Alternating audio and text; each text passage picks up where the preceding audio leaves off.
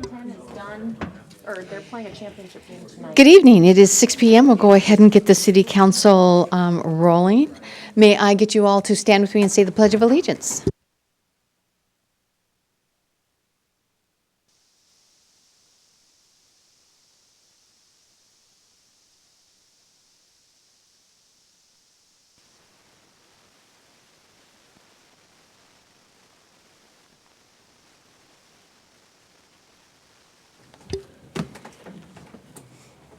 And before we get going here, I just want to acknowledge our Director of Public Works, Mark Freiberger. Tonight is his last meeting, and I see he's kind of stepped down and more or less kind of passed on the torch to Bill. So, Mark, it was a wonderful, wonderful celebration earlier, and I hope you felt honored. You deserved every bit of it. So, yeah, thank you.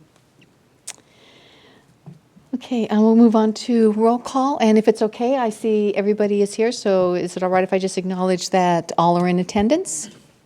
Very good, okay.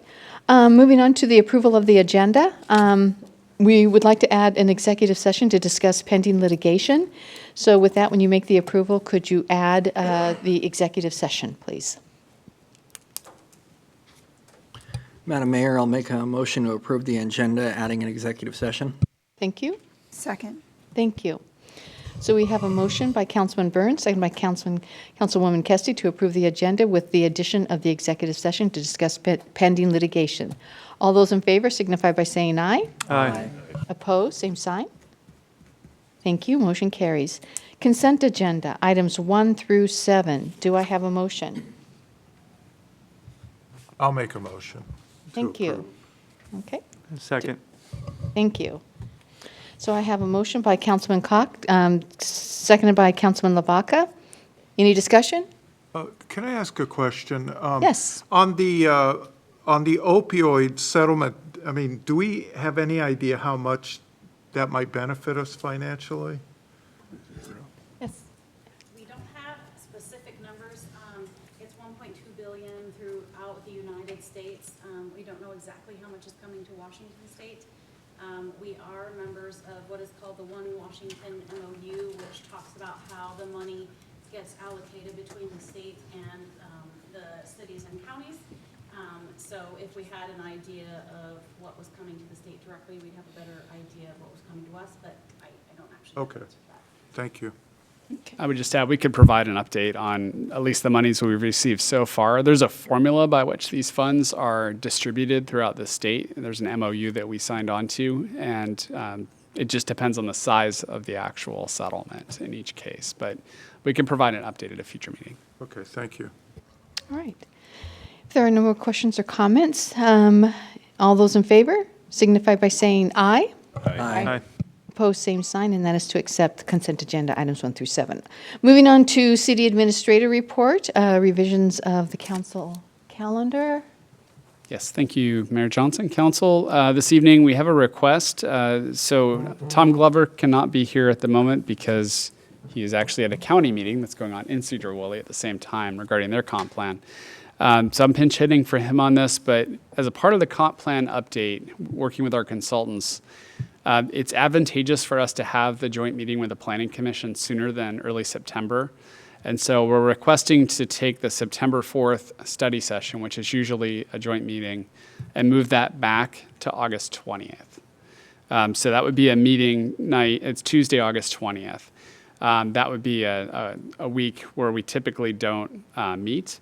And then we have a kind of a second proposal as a part of that, but that would initially be our request of you. The second piece of this is we do have a meeting on August 28th. You may want to cancel that. And we have a council committee meeting as well, the Planning and Business Development Committee meeting, which could be moved to September 4th if we wanted to keep that study session. It would just be a regular study session at that point and not a typical council business meeting. But the main request is September 4th. We would like to have that joint meeting with the Planning Commission sooner because it's helpful for the comp plan.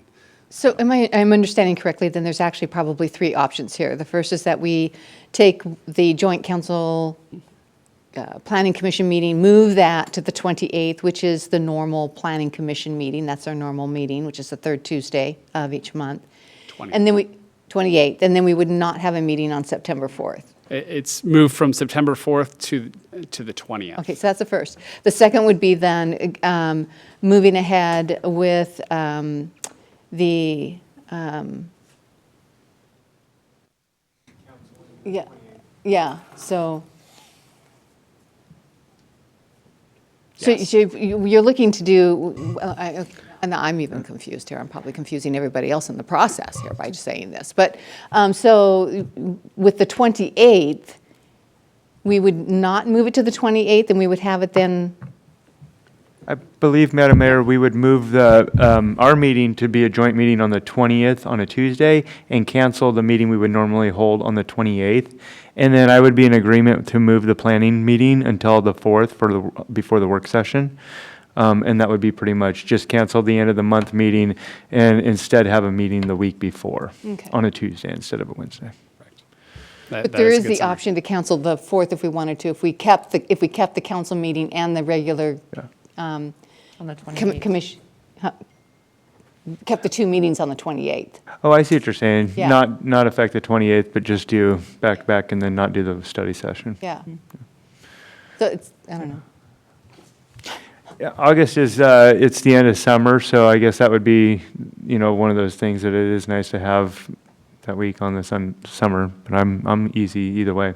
I think, moving it to the planning commission on that Tuesday would be wise, if we need to do that. And then leaving the 4th open? Or, if you guys, it's council decision, but if you want to continue with the 28th meeting on the 28th and don't change any of that works fine. And then, instead of canceling the 4th, we could also do a study session on the 4th, since it's moving into the fall. What do you guys think?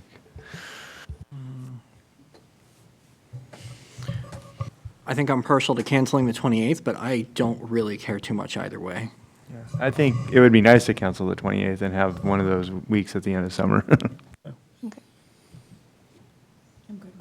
Okay, so it sounds like what they would like to do then is just cancel the 28th. And move it to the 20th, move our meeting to the 20th. But what about paying the bills? Don't we pay the bills on the 28th? That's the only other thing. If you want to give us approval to make those payments and bring them on the next council meeting, we could do that. I wouldn't recommend holding the bills. We pay the bills on all the regular meetings, so the checks physically go out the next day. So I wouldn't recommend holding the bills from August 28th, because that would be between August 14th and September 11th that we wouldn't be sending out any checks, which may not work for some of our vendors. So you guys would need a motion to hold a meeting on the Tuesday, the 20th, and then a motion to cancel the 28th, but also a motion to pay the bills from the 28th session. Right. Okay. And then another motion. Take them ahead, yeah. Yeah, and then another motion to move the planning meeting over to the 4th. Okay. Okay. Well then, I'll make those motions unless you'd like to see them individually. Let's do that because they're. Okay. I'll make a motion to move to have a council meeting on Tuesday, the 20th with the planning commission. I'll second. Okay. Motion by Lavaca and seconded by Burns to move the joint meeting to the 20th, August 20th. All those in favor? Aye.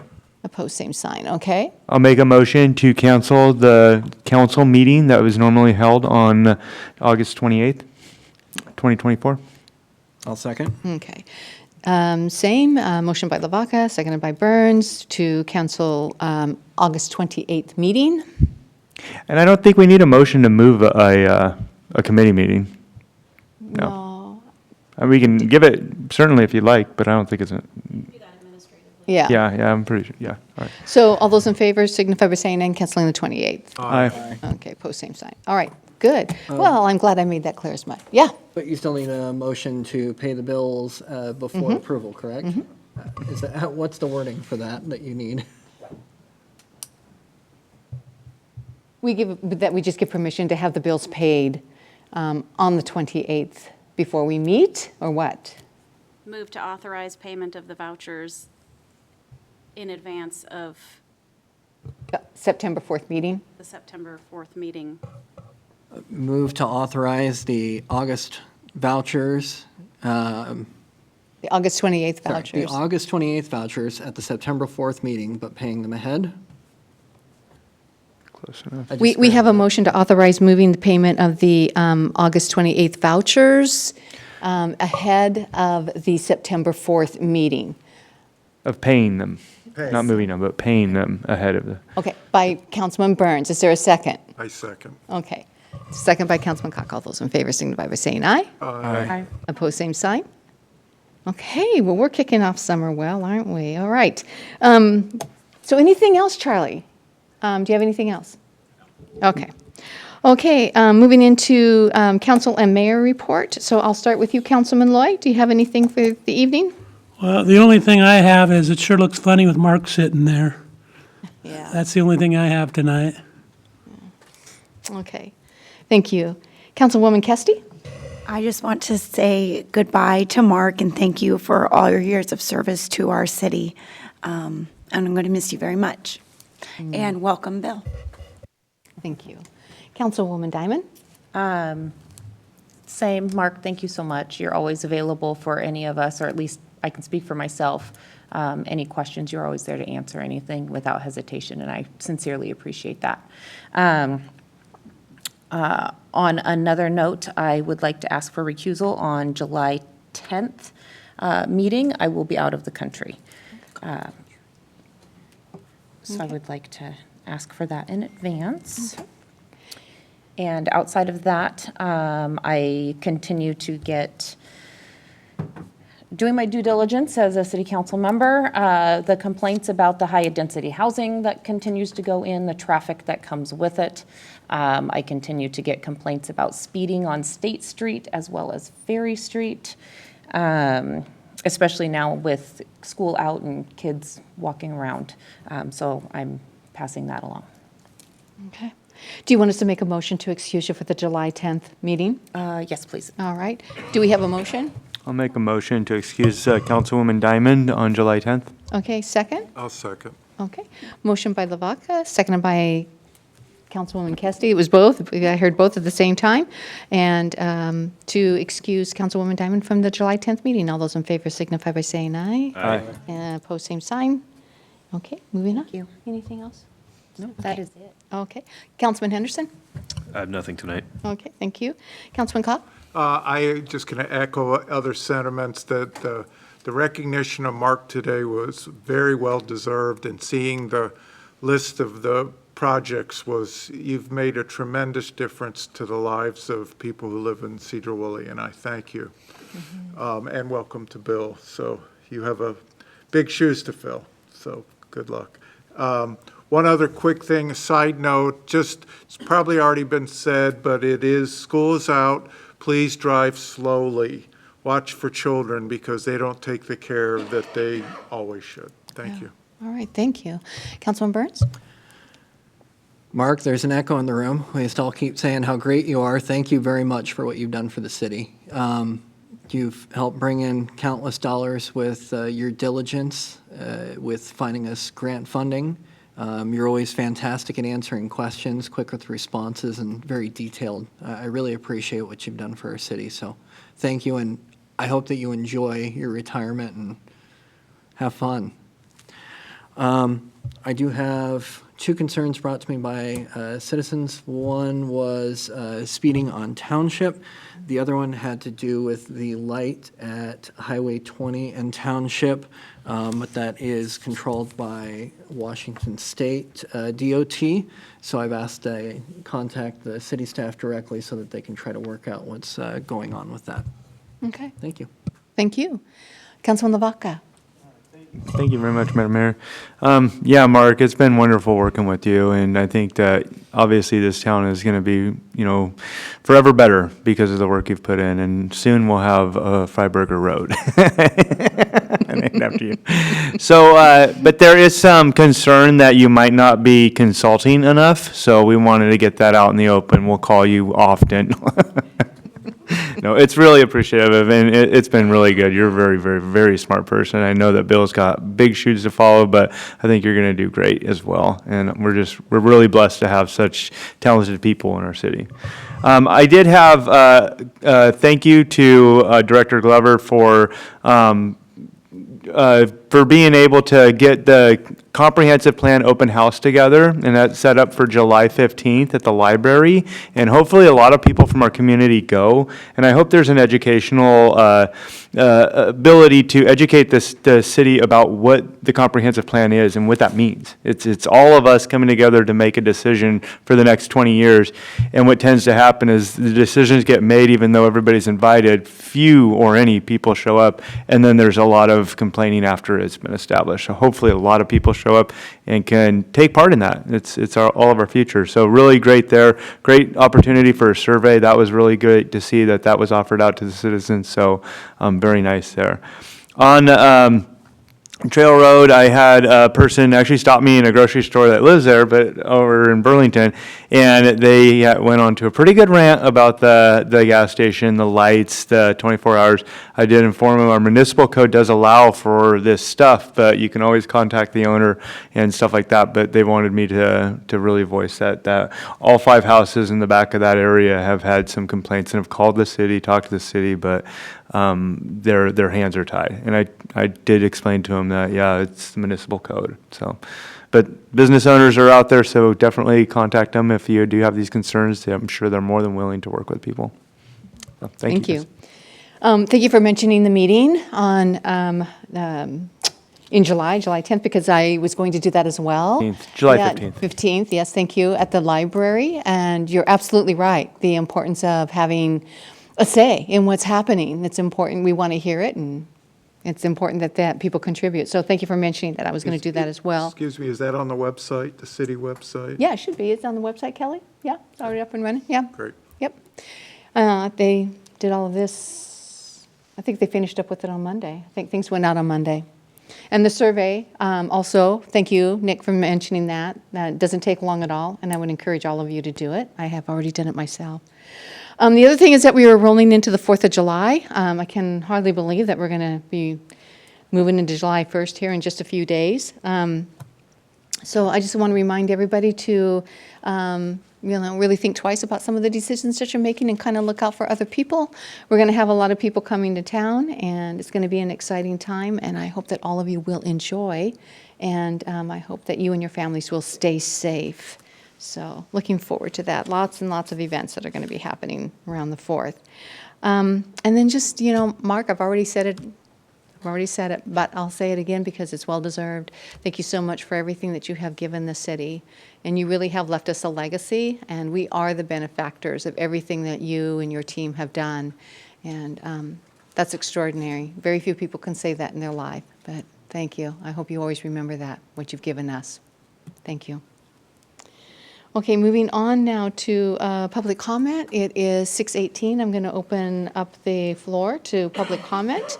We'll start here in the chamber, and then I'll move to anybody who may be online that wants to say or provide public comment.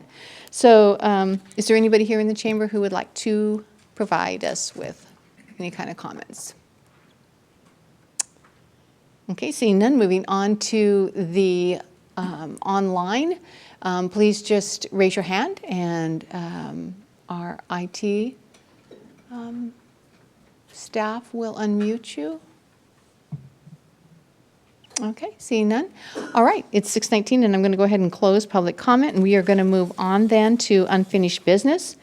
The first thing up is the amendment to Title 17 of the Sedro-Woolley Municipal Code, and that's to address the work-live units. I like that you changed that up, by the way, Nicole. I like that you did that. That's great, or you and the Planning Commission. And this is ordinance 204623. It's a second read, so action is requested. So Nicole, you're up. All right, good evening, everybody. So as a recap, currently our code does allow live-work units in the mixed commercial and the industrial zones. However, there's no definition for these units and no regulations codified for them, which has left the regulation of their ownership, construction, and use open to interpretation. Makes it difficult for staff to be consistent with permit review and code enforcement when it comes down to it. So over the course of several planning commission meetings, the recommended amendments to Title 17 that you see today have been carefully crafted to rectify this. There's a new definition proposed here with associated regulations regarding construction, use, and required parking for work-live units, as well as ownership. We did decide to change the name from live-work to work-live to emphasize that these units are intended primarily for business use with secondary residential use. Another change that is recommended is to remove live-work units from the list of permitted uses in the mixed commercial zone. The mixed commercial zone already allows for mixed use, which achieves the same general purpose as a work-live unit does. It just doesn't have those additional restrictions on ownership, use, and construction that apply specifically to work-live under the new definition. It's redundant. So work-live units under this new definition, with the limitations and specifications that we have established, are better suited specifically for the industrial zone only as a practical buffer between industrial and adjacent residentially zoned properties. So, as this is the second read of this item, I'm asking for action tonight from the council. It's recommended that the council make a motion to approve ordinance 2046-23 to implement the Planning Commission's recommended amendments to Title 17 to define work-live unit, provide regulatory conditions for work-live units, and remove live-work units from the mixed commercial permitted uses. Thank you. All right, thank you, Nicole. Is there any questions or comments for her? Yes, Councilman Burns. Page 75 of the packet, the business portion of the unit shall not exceed 50% of the area of the entire work-live unit. Was there a specific reason for wanting that in there? Let me find it. Yeah, no quickly. problem. It's number 2 on page 75.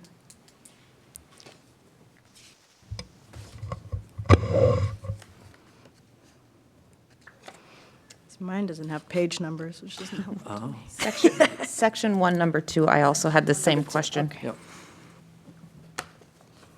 It helps that I highlighted mine ahead of The time. business so- portion of the unit shall not exceed 50% of the area. So that's intending to make it so the entire first floor is commercial or business only. So, and it also helps to essentially limit the size of the residential portion. There was a lot of talk back and forth. I'm trying to remember back to, this was originally kind of discussed about a year ago.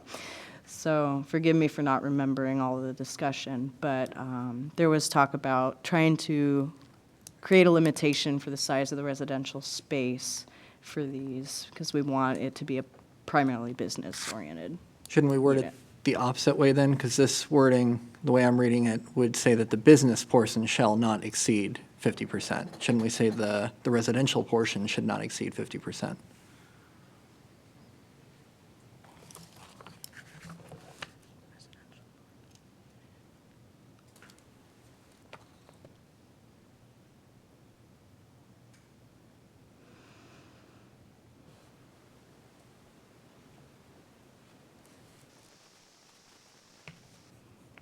Good catch. Thank you. Yeah. If you choose to move on this tonight, you'll want to be sure to make that addition. Yeah. Yeah, I'd like to flip that over.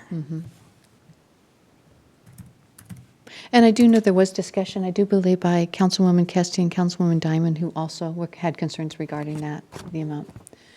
Yeah. There was conversation the last time this was brought forth by you two. Yeah. Okay. Any other questions? Yeah. Councilwoman Diamond? I have another question in regards to the parking for work-live units in the industrial zone.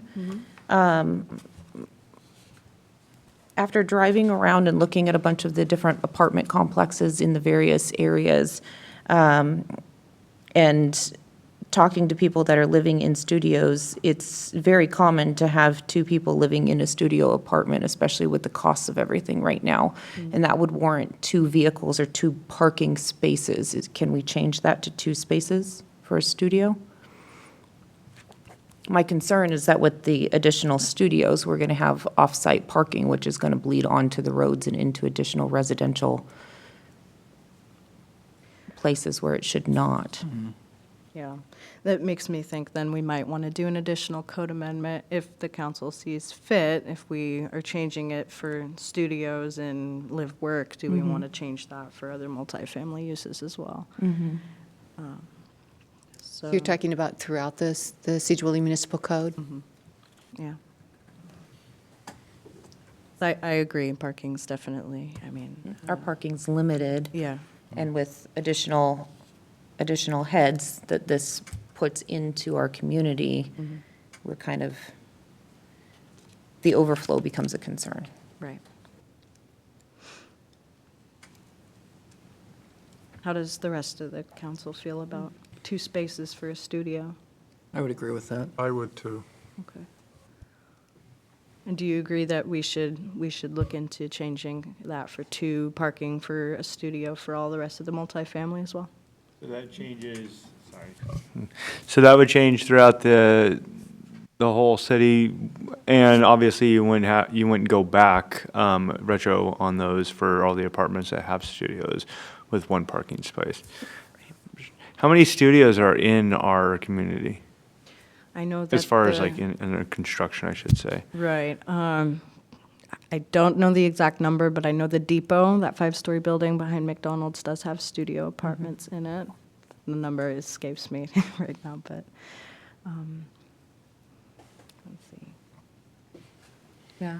My comment comes from talking to a couple people that actually went and looked at various apartments and stated that, well, with the studio, we have 1 parking spot, but we have 2 vehicles, so then what do? We have off-site parking, well, where are we actually going to park? And so it just led into a lot of different conversation in regards to that. So just trying to be transparent in where we're at and the fact that they, in order to even afford the studio apartment at the Depot, it required 2 people to work full-time. And so that's becoming our reality right now with the prices of everything. It's hard. Would it make more sense to do that for the work-live units? My concern in reading this was that, the businesses have no place for customers to come and park. And that's where I was looking at that parking is like, we kind of fill that up. And I was curious on how those work-live units are working here in Sedro-Woolley. I know Abbott's Alley is kind of up and running. It's been there for a while. But what about the other ones that came about? I mean, are we seeing businesses fluctuate? Are we seeing business growth generated underneath them? Are we underneath these apartment buildings? And then do they seem like they have enough spaces for business? I know that really isn't like on you to find out, but it's also one of those questions that I'm sure you're curious about as well. It's difficult to gauge with being in the office all day. But You get what out I have more. noticed just from Field trip. from my time just kind of exploring around town and talking to people, and I see business license applications a lot too. I've noticed where we do have live-work units, the business license applications tend to appear for the same address often. So we'll have small businesses enter into these live-work. For whatever reason, it doesn't work out, they go out of business, and we'll have a new one replace it relatively soon. So I don't know that that's the experience for everyone with a work-live unit, but I've noticed it for a few different, in the downtown usually is where I'll notice that. Yeah. I've also noticed, I mean, in the CBD, those are mixed use, right? So you can have your live-work unit. We don't regulate the ownership or anything like that. So it's anyone can live upstairs, anyone can live below. But I have noticed initially intended, those apartments above, they were originally intended to be residential spaces and now are been turned into offices. So I don't know if that's people just don't have the desire to live upstairs. Maybe they're old buildings and it's just not what they're looking for. I don't know, but yeah. Councilman Henderson? Yeah, going on a little bit more with the parking, with the visitor overflow spaces, one additional space per 8 units. So is it going to be in the code that these are reserved spots for certain units?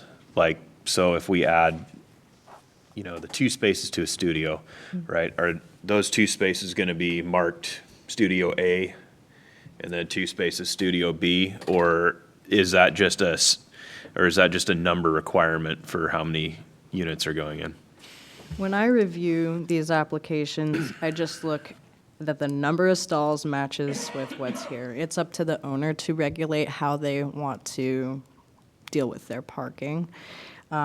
So as long as the number of spaces are there from what we have in the code, then I approve it.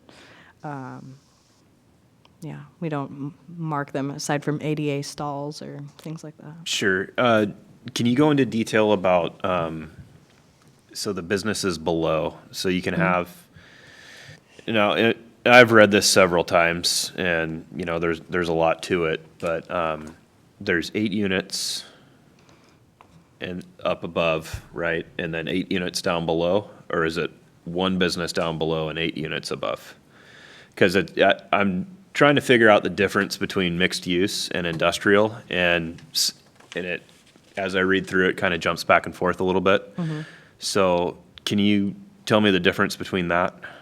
Right, so mixed use, you can have, the way it's written right now is 8 residential units above commercial use. So you're thinking 1 big commercial space where whoever owns and operates that business. There are additional 8 units above whoever lives in those apartments, totally separate from each other. A work-live unit, 1 unit up and down. You have maybe a smaller commercial space. The same person that owns and operates that business below, and we've added in specific restrictions as far as the use goes of that commercial space below. The same person who owns and operates that is the person who lives upstairs. Does that make sense? Okay. So in theory, it's a 1-for-1. Yes. They can have their immediate family living up there with them, but they would sign a covenant that we'll craft up that would basically, similar to how we do the ADU authorization. I recognize all the regulations that apply to me, and it's myself and my family that lives here, basically. Anyone else? Okay, do we have a motion? And if we have the motion stipulating that in section 1, number 2, the wording is changed to the residential portion of the unit shall not exceed 50% of the entire work-live unit. So would that change, sorry. Go ahead. Sorry, Joe. Would that change section 1, 8 and 9 also for maximum size of business portion and maximum size of residential portion too? That, I mean, if we make that change, then it causes kind of a cascade of other different verbiage in here too. I don't know that it would, because I believe it's saying is that if we don't make the change, then you're required to have 50% of your business below residential. But otherwise, if we make the change, it says that you can't have more than 50% residential, but you can do 100% business or 75% business. Right, but it's the. Yeah. Square footage is still. Is where it's talking about the 300 and then the 1,500? Yeah, so now, I thought those were for the units above. now your business portion of the unit shall not be less, it's less than, okay. Yeah, they're basically just laying out minimum standard sizes, so. But the maximum size of residential not to exceed 1,500 square feet. So now we're looking at 3,000 square feet total for everything if you're going if you want to go maximum, I think, are they mentioning that for the upstairs is the way I interpret it, but I definitely see the way that you're seeing it now. I- I don't know, I didn't think that when I first say it, but I do see how that applies. So all that's really saying is that the business needs to be at least 1,500 feet if you did a 1,500-foot residential unit. We're not necessarily saying that you can't have a 2,000 square foot business with a 1,500 square foot residential. Changing that wording from business to live unit would just mean that you better have a bigger business than the rental or the home. right, so we should just strike them, right? 8 and 9, we should just remove them, and then, Well, they still give you a baseline for what we consider like our minimum business size or our maximum residence. That way you don't end up with somebody who has a 3,000 square foot residence with a 3,000 square foot.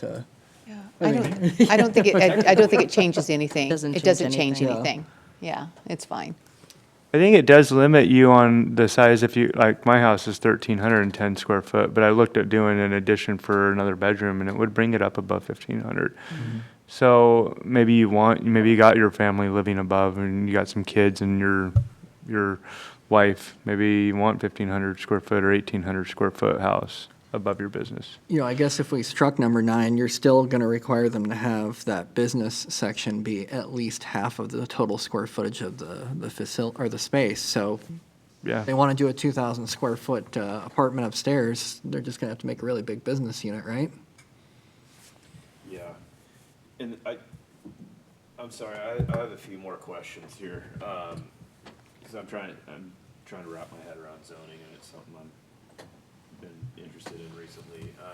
So the mixed-use commercial or industrial, I could see striking. now residential is Yeah, I could really see how easy they- now, right? You have R5, R7, R15, right? So in industrial, and speaking specifically about this, could they, like, how many can they put in their buffer area? And, you know, it defines it as a buffer between industrial and residential, and that kind of leaves it up to a little bit of interpretation too.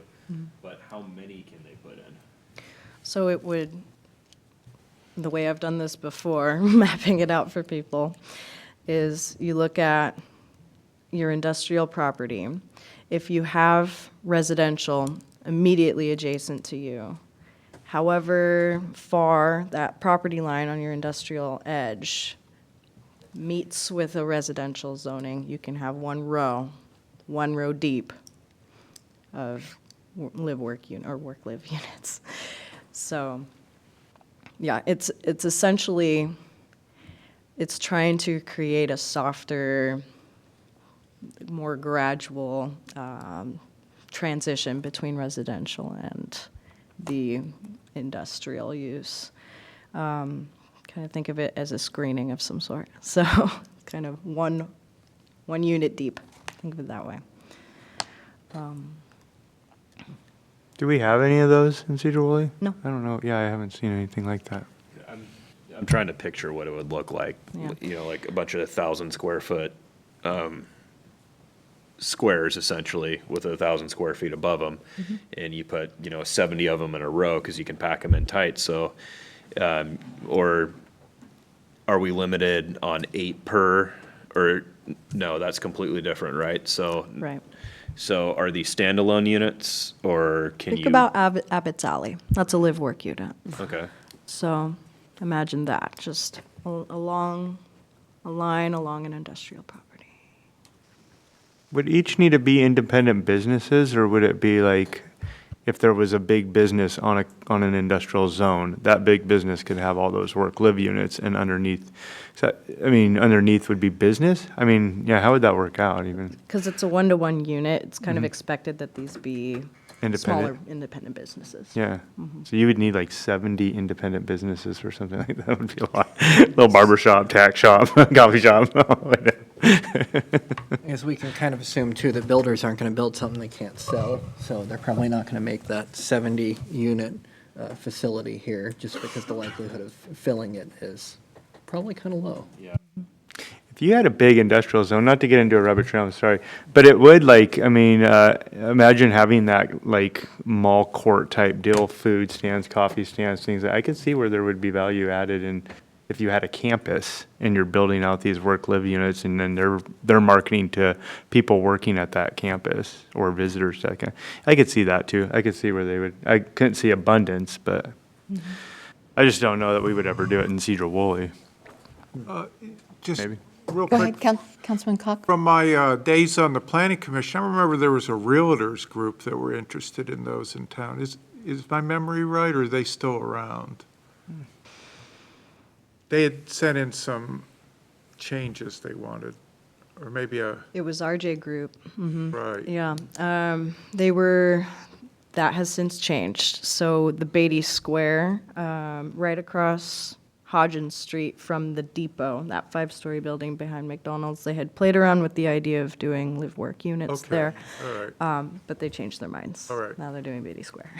So it's not impossible, but it seems to fill a niche that we might need to have, just in case.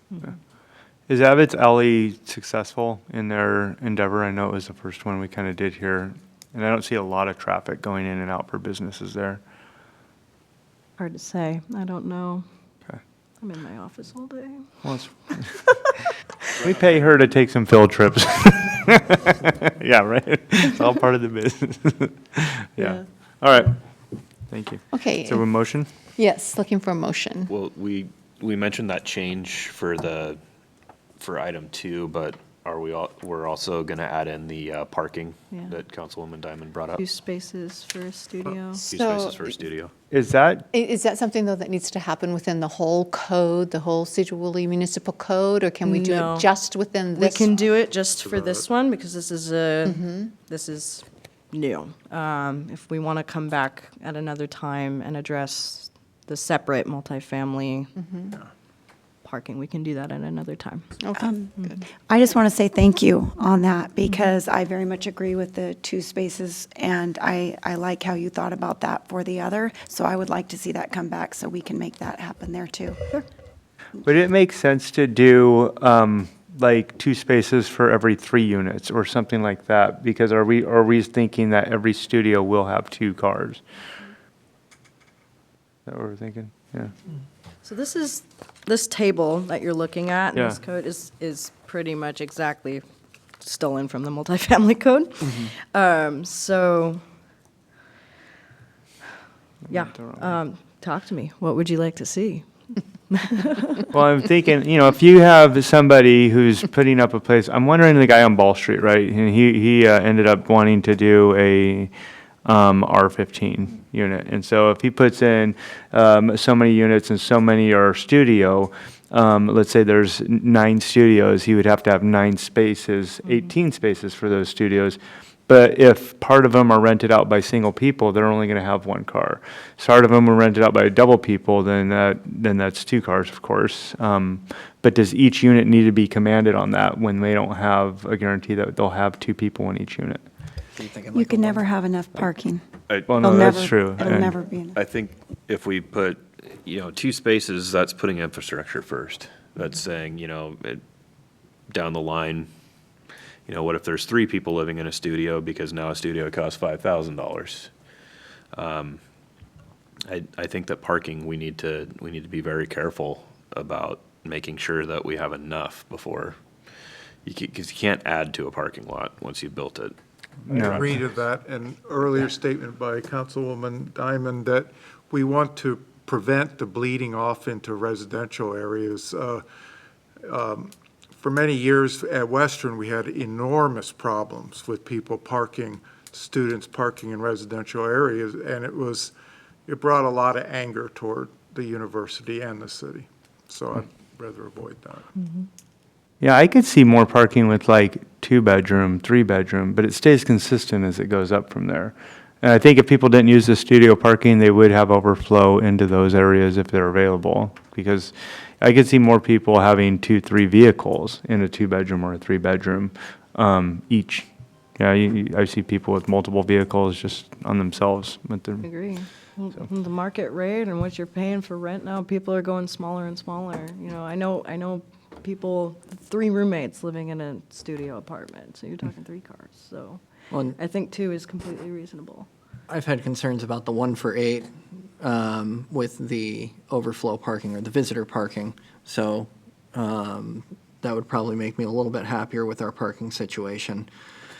Because looking at all the apartment complexes that have been built around town, you drive around at 8 o'clock at night, they are bursting at the seams. And I've heard from first responders that they are deeply concerned about a fire or medical emergency where they can't even reach a building.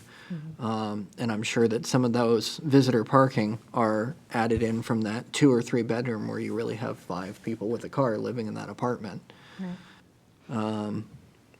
We could also look at that visitor overflow space, reducing for 8 units, reduce it down to, say, 6, 1 additional per 6 units or something like that.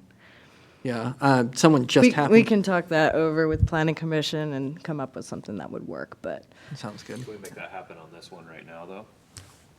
if the council so wishes. Make the motion for it. We'll add it to it as an amendment, and then we'd make a motion with all our amended amendments.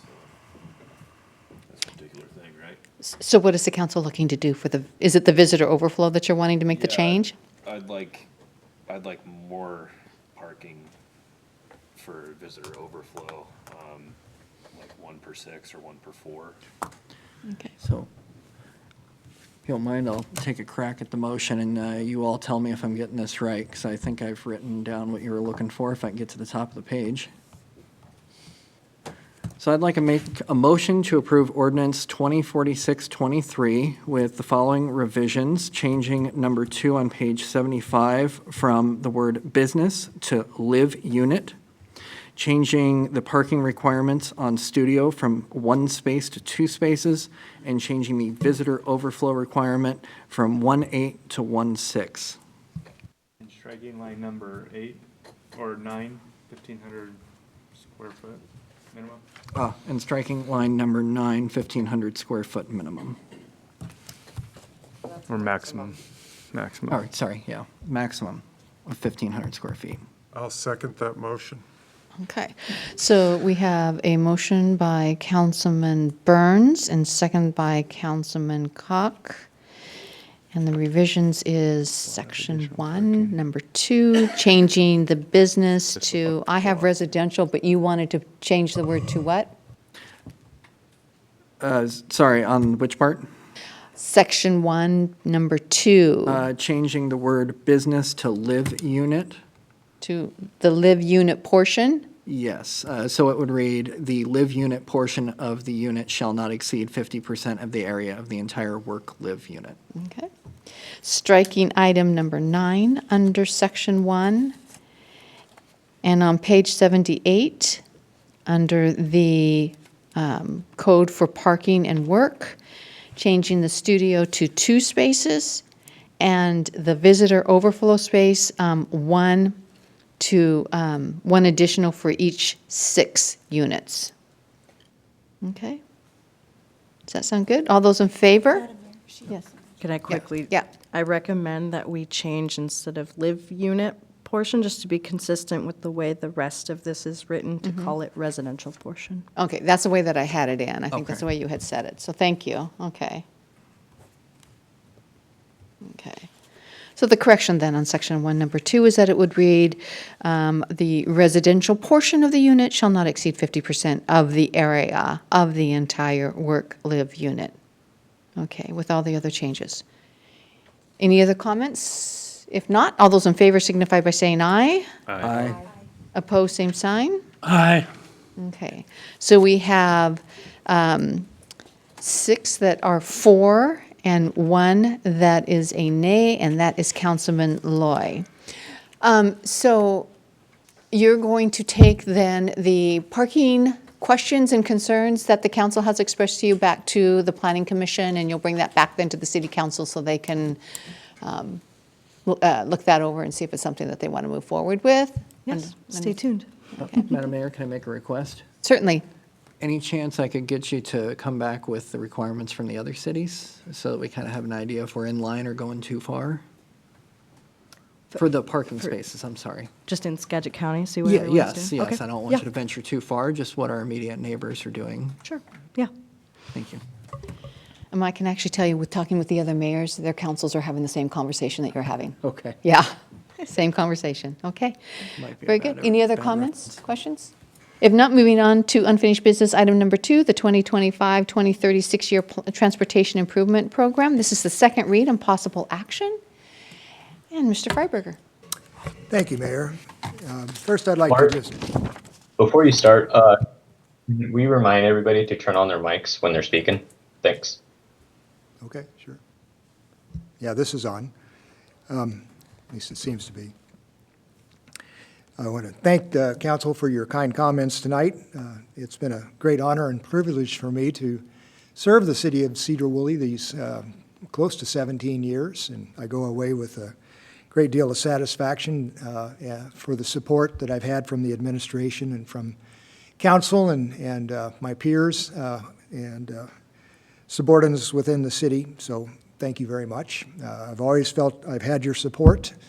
Even when you didn't totally agree with me, you stated your questions and concerns carefully, and I was able to work within those bounds. So thank you so much. So tonight, this is a second reading for the 2025 to 2030 6-year transportation improvement program, and we are asking for action tonight if you're amenable to that. We held a public hearing on June the 12th of this, and we did a presentation at that time. I won't repeat that tonight, but if you have any questions, I'd be glad to do so. But again, this is the 6-year transportation plan for the city, which will be, after your passage, will be incorporated by the director and submitted to the Council of Governments for submission to the state. It's a requirement for us to do this on a yearly basis, and we use this as the basis for our own transportation planning as well. And so I do ask your consideration to move ahead with this tonight. And are there any questions? Okay, are there any questions for Mr. Freiberger? Thank you for. Councilman LaVaca? I just want to thank you for doing the work on it. We had a good discussion last time. So I would make a motion to go forward with approving the 6-year transportation improvement? 6-year, the 2025 through 2030 6-year transportation improvement program. Okay. Second. Okay, thank you. So we have a motion by Councilman LaVaca, seconded by Councilman Henderson, to adopt Resolution 114624, which is adopting the 2025-2030 Transportation Improvement Program. All those in favor signify by saying aye. Aye. And opposed, same sign. Thank you very much. You are welcome. Thank you very much. Okay, moving on to business item number 1. This is the professional service agreement, stormwater management plan update, Gray and Osborne. And looks like, Mr. Bullock, this is you. Yes, ma'am. So this is a request to execute a contract with Gray and Osborne to create and finalize a current stormwater comprehensive plan. And this part of this will also feed into our overall comprehensive plan for 2025. Comprehensive plans for various utilities, of all of them, only water is required by state statute to be adopted and updated every 10 years.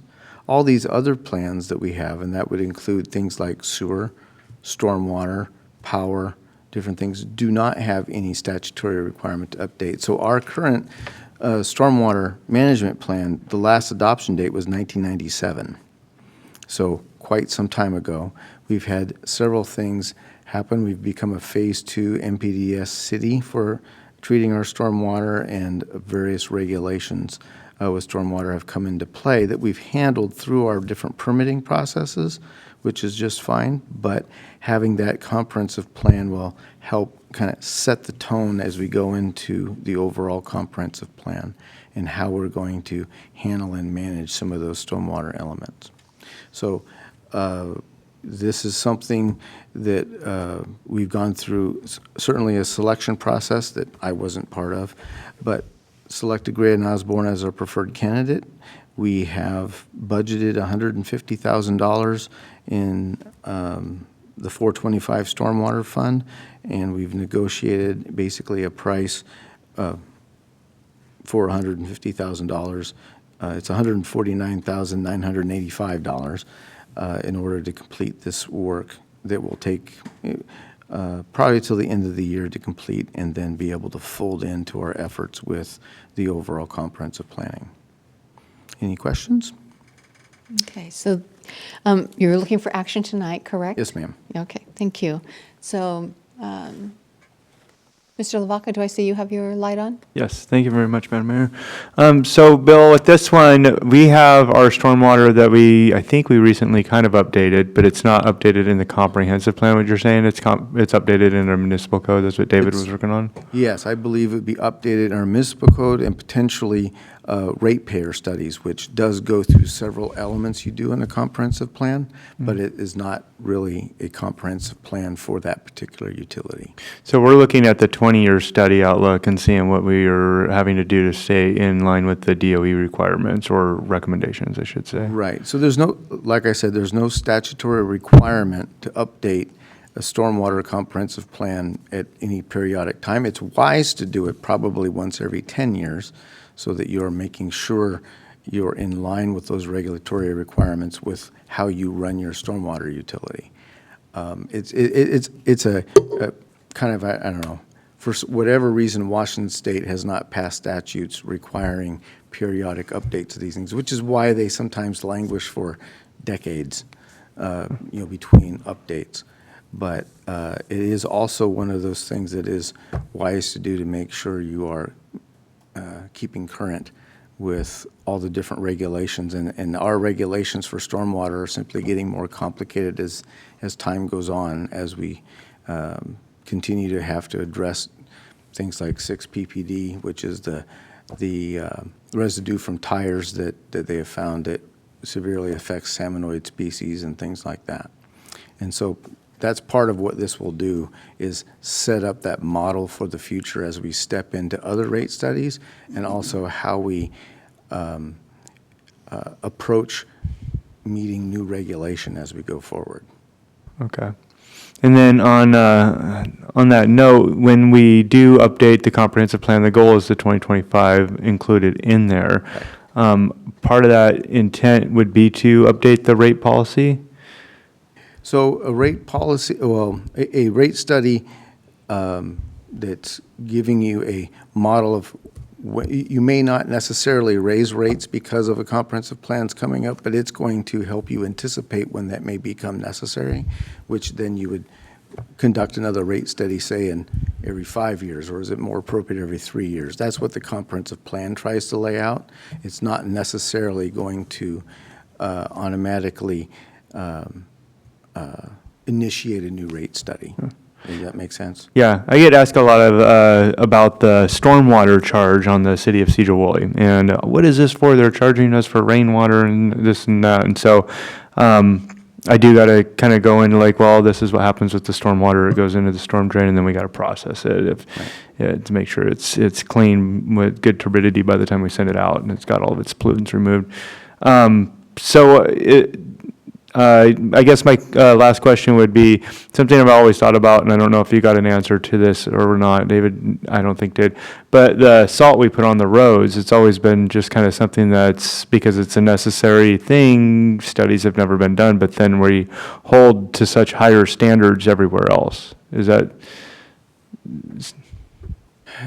I guess I don't quite know how to answer that. I do know there are, it really kind of depend, and I don't know how much salt we use on our particular roads. There are different things where that does come into play based on how much one jurisdiction uses versus another, and it can impact different water bodies. It also depends on how many water bodies are going through your community and several things.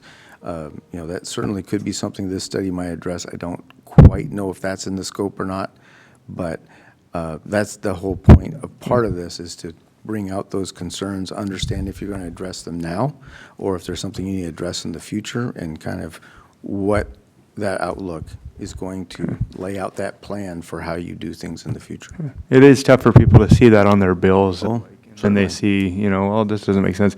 I haven't heard about the tire study before, but, Yeah, the 6 PPB requirements that have come down actually are having a great impact on public projects. I'm going to apologize for speaking about Mount Vernon, but last year in Mount Vernon, I literally went through every project on my 6-year tip and raised it by $250,000 for special studies just to get a no effect determination on various road projects, because they are having you go through full biological assessments in many cases in order to show that these different toxins, how you're going to prevent them from affecting the waters of the U.S. and that type of thing. So the 6 PPB thing is changing kind of the way we do business, and it's one of those examples. Having that overall plan that we don't currently have right now that's modern is necessary. so at the end of the day, with the plan, it will eventually, or in effect, help, I guess, not waste the money that we're spending. You got no effects going on. You're spending a lot of money, the developers, the homeowners, things like that. And so that would actually put a lot of that to bed, and then they'd be able to go forward. I will say it will help build that roadmap, so Department of Ecology knows we have a modern comprehensive plan addressing our stormwater that shows how we deal with these things. And then eventually, and part of that really is improving that relationship, which we're going to presume and hopefully results in better permitting, better understanding that we are doing the right thing and that we're following those regulations with a sense of responsibility. And that does Yeah. go a long way with those regulatory agencies. I'm going to have Mr. Henderson. He's been waiting patiently. Mr. Henderson? So, Mr. Bullock, this might be a question for you, or it might be a Kelly question, or a Mr. Glover question. So I didn't know we were going to ask for action on this tonight, so I didn't dive too deep into it. But from what I'm understanding, you're going to be asking this company to do a stormwater management plan update that is eventually going to be part of our comp plan. Correct. For 2025. Yes, sir. Okay. Now, I see that this money's coming out of our stormwater fund. Yes, sir. Which could also be used to buy a vac truck. So what I'm getting at is that we got grant funding for a climate element for our 2025 comp plan update. And we're kind of hemming and hawing about, well, what climate element are we going to be using this money for, and how are we going to figure that out? Can that grant funding be used for this to keep our stormwater money in our stormwater account, and this be part of the climate element of the comp plan? I guess maybe I'd ask Mark to help answer that. But part of what I'm presenting tonight is that, the Mark, and because he's prior Public Works Director, this money has been budgeted for this particular effort, and we're carrying out executing the contract. So I'll turn it over to Mark. as Bill ably described, this is a plan that we're way behind on doing. What I would recommend, we have looked at that briefly, whether we can use some of that climate action money for that. My preliminary conclusion was we couldn't, but we do need to do this plan regardless. It would be wise, because really the clock is ticking. If you're amenable to pass this tonight, we'll begin our work. We'll study and work with Tom to see if we can use some of this money to backfill our funds, and we'll spend them wisely. But I do recommend that we go ahead tonight so we can get this contract underway in lockstep with the comprehensive plan itself. So, All right, thank you. Councilman Koch, did you have a question? Okay. All right, so, Can we reimburse ourselves if it's possible, back to our stormwater? Sorry, Woody. Can we reimburse ourselves, is what he's asking. Different funding have different requirements on that. I'm not sure. Tom, do you have an idea on that? Hi, it's something we can look at. I'm not familiar with that. Typically, when you get a grant, it's tied to a different pot of money than, say, a grant from another effort. I don't know if those two things can cross over like that, but it's something we can take a look at, of course. Yeah, I don't think we can do that in terms of using the climate action money for this, but we can certainly look at it. And since both of those have already been approved, I don't think there'd be any problem reaching back on that case because both of the funds have already been approved. So that's my take on that. I just see this as a perfect opportunity to take that climate element grant that we got from the state and put it into this, because as far as what else is on the comp plan as part of a climate element, if somebody asked me right now, I would say I have no idea other than something like stormwater. So, Yeah, I did have this discussion with Hiller West early on because I had this exact same thought. This was a perfect opportunity for that. I do think it's going to be difficult to spend all that $500,000 on the climate action thing, but Tom's better suited to answer that than I am. But Hiller's opinion is it really didn't mix. That's why we budgeted out of Fund 425, knowing we needed to do it to support the comprehensive plan. And having that in place, that's why we budgeted that. So my best answer right now, but these gentlemen are more than able to follow up on that. We'll be spending money fairly slowly at the beginning. There's a period of time to get the contract in place and the other things that go with that. So I'm sure Bill will be happy to bring you back further information on that at another meeting. I have a quick Thanks, Mark. question. I'm just wondering why 27 years, why did we wait 27 years? I know now we're being asked to do it by the state. It's all part of the. Well, Bill doesn't have the history on that, so I'll. Heck, even Mark doesn't have history on that. Yeah. So I've had that in our work plan for at least 10 years to do this, and it's simply been workload. We simply haven't had the bandwidth to procead with this because it takes some effort.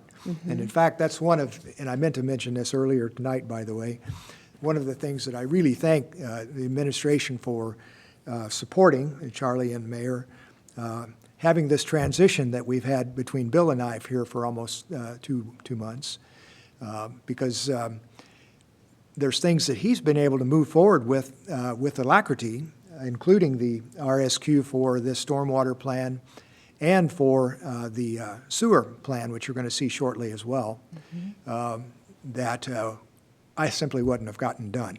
And so because we do have a deadline we're trying to meet with the comprehensive plan updates, I'm glad we were able to do that, and that was one of the first things I discussed with him when he got on board. Can you take this on? And he said, absolutely. Yeah. So.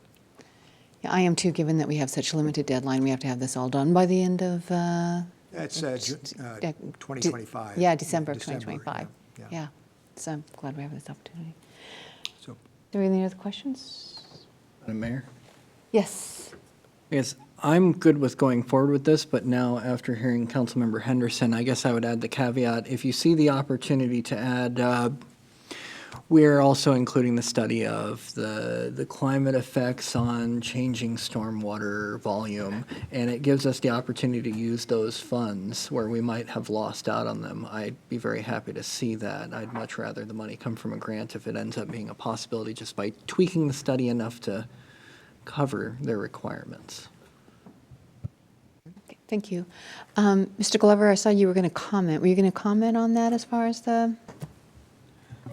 No, just other than, I think this is a good point, and so we noted this down, and we'll certainly visit with our consultants about it when we get into that part of it, on the climate stuff. It's a good point. Okay, good, very good, thank you. All right, so they are looking for a motion tonight, so we can get this going and get it into the comprehensive plan, which we have, I think, all of 18 months left to finish. I'll make that motion. Thank you. Do I have a second? I'll second. Thank you. So I have a motion by Councilman Henderson, second by Councilman Koch, To approve the mayor to execute a contract with Gray and Osborne for the engineering and planning services on the stormwater management plan update in the amount not to exceed $149,985. All those in favor signify by saying aye. Aye. Opposed, same sign. Okay, motion carries. Okay, thank you. Thank you for answering those questions. Those were excellent questions. Moving on to the site host agreement with VECS, the electric vehicle chargers. I don't know, Bill or Charlie, who's going to take this one? I'll start off with it, and Bill may want to weigh in depending where the conversation goes. I wanted to point out as well that we have Lori from Cyan Strategies online, as well as Charlie from EVCS. So they'll be available for technical or process-related questions, but I'll give a brief intro. This may sound familiar to some of you. For the council members, during 2023, we're involved in authorizing the mayor to sign a letter of intent for Cyan Strategies to move ahead with the state, with WashDOT, on a grant that would provide electric chargers in Sedro-Woolley. The original site we were looking at was on Metcalf, and it was basically where the Cascade Trail intersects Metcalf. As we did due diligence, basically the grant was approved by WashDOT, and so we went into doing due diligence on this site. And found some technical issues with it, some easement issues, as well as just the interface with the Cascade Trail. It was going to be difficult to leave room for the Cascade Trail to potentially extend to the west through these chargers. So we focused on some other sites, and the one that we've gravitated towards and we were recommending is 900 Metcalf, which is a parking lot that's basically south of the southwest corner of Metcalf and State Street. So you've got a building there on the corner, you've got a parking lot right across the alley to the south.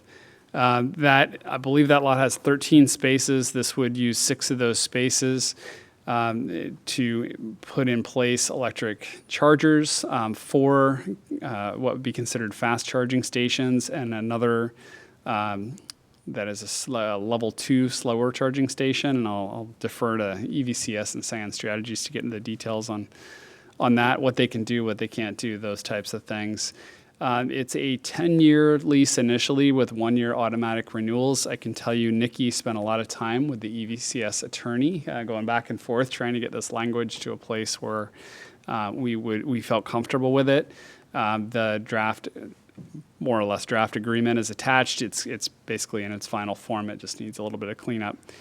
And so that's where we are with this. In order to move forward, we had signed the letter of intent, basically saying, go forth, get this grant from WashDOT. We did that for a specific site. We're looking at changing the site, so that's a part of the discussion tonight. But in the end, we would need the council to authorize the mayor to move forward with the site host agreement, because essentially we're leasing city property for these charging stations. You might ask yourself, why would we do that? And so just a little bit on that. There is some revenue the city would get back from the kilowatt hours that would be sold at these charging stations. And the folks online can talk more about how we're essentially going to be a part of a network where people will be able to find these charging stations pretty easily. The bigger, I think, economic benefit for the city is that people would be potentially bringing their vehicles downtown to charge them. And while they're charging their vehicles, they have clear sight of the downtown core. We anticipate that they would be going into the downtown and spending money. So that is, I think, the big upside of doing this type of project. And part of the benefit that WashDOT saw was it's State Route 9 and State Route 20 that are nearby. So they were looking, I believe it was within 1 mile of state highway corridors. So with that, that's what we have this evening, and happy to take any questions, as are the folks online. Okay, and yes, go ahead, Councilman Burns. I was looking at the chargers and their abilities. I see you're putting in the 450 kilowatt DC fast chargers and the 7.6 kilowatt level 2. I was curious why there was no 250 kilowatt charger included in this. Lori, Charlie? I will thank you, Councilmember Burns. I'm going to first take a stab at a couple of responses here, and then I'll pass it off to Charlie Botsford. For the record, I'm Lori McKay with Cyan Strategies. There are several kind of responses to this question, and the first is that the 150 kilowatt chargers they are fast chargers. The prime contract with WashDOT for the ZVIP 2023 grant funding requires a minimum of 150 kilowatt chargers be installed, and EVCS is set to meet that requirement. EVCS may install 180 kilowatt chargers, and Charlie Botsford will speak to that in more detail in just a moment. But today, you mentioned 250 kilowatt chargers, but I've seen 350 kilowatt superchargers installed at locations such as Walmart and Fred Meyer and some shopping malls, and basically places where there's a ton of power coming in that can support those charging capabilities. So I just wanted to kind of put that into context. And then I also wanted to raise the importance of recognizing that vehicle types and their specific abilities to accept charging levels really matters in this picture as well. For example, Chevy Bolts, they can charge at fast chargers, but the vehicle themselves can only accept up to 50 kilowatts of charge at any point in time. So it doesn't matter if they pull up to a 150 kilowatt charger or a 350 kilowatt charger, the vehicle itself can only swallow 50 kilowatts at once. A Nissan Leaf, for example, a 2011 Nissan Leaf, charging speed kind of maxes out around 60 or 70 kilowatts at a 150 kilowatt charger or 350. So again, the 150 is a fast charger. I personally drive a Volkswagen ID4, and when I've pulled up to 350 kilowatt chargers with about 20% of my battery left, my car will open up and kind of swallow up to 105 kilowatts of charge. At a supercharger, it will bring in about 90 kilowatts of charge at a 150 kilowatt charger, but it begins to constrict as energy comes into the car. So as I approach 70% charge or 80% charge, the car itself starts to just limit how much charge comes in, and they just slow down. So I wanted to put that out onto the table and then pass it off to Charlie to answer more directly to what EVCS may specifically do. Madam Mayor, council members, appreciate you considering this item. Yeah, we have, EVCS has installed 350 kilowatt chargers. And as Lori said, there's really about one car, it's a Porsche, that can handle 350 kilowatts. The Tesla chargers are right around 200 to 240 kilowatts at their ports. So we currently have planned to do 180 kilowatt chargers, which is a really nice fast charge. As Lori said, that's a fast charger. That actually does a pretty good job. And the way it works with charging is you max out at whatever the charger is or whatever the car will accept, and then it tails off pretty rapidly as the battery starts to get electrons into the battery pack. So it's nice to have a big charger. It just doesn't help you currently. Now, that said, again, we have installed 350 kilowatt chargers, and we look to, at all of our sites, we look to future-proof. So we install larger conduit, we look at putting in larger switchgear, working with the utilities for excess transformer capacity, all of those things so that, you know, when the need comes for the higher power chargers, we're there. So that's our philosophy. Am I reading the 150 kilowatt charger correctly and understanding that it's split between the two power ports on this unit if both are being used simultaneously? Yeah, so it's with 4 chargers, then that's 600 kilowatts of power required to the site. So 4 times 150 kilowatts. Each charger has 2 ports. And so if you have one car on one port, then you can get 150 kilowatts. If you have 2 cars, well, you might have one car doing 125 kilowatts, and maybe the other car is close to its max, and maybe it's only getting 25 kilowatts. So it splits it. It's a dynamic charge. That type of configuration allows more vehicles at your site. And if you need 150 kilowatts, then as it turns out, to max out, you would probably never see it where you couldn't get 150 kilowatts if you wanted it, because as I said earlier, it's the cars max out charging and then tail off pretty rapidly. So anyway, that's kind of how that works. I can get into the weeds as far as the technical details. I don't know that you really want to listen to me talk about that kind of stuff. Okay, thank you. Councilman Loy? Yeah, Charlie, what are you going to do when I park my gas vehicle in the charging lane? And then Joellen Well, parks her electric one there but doesn't plug it in? Are you going to ticket them, tow them away? What's the... Well, we do have that issue occasionally. The parking stalls are designated EV only. I believe there is some sort of state of Washington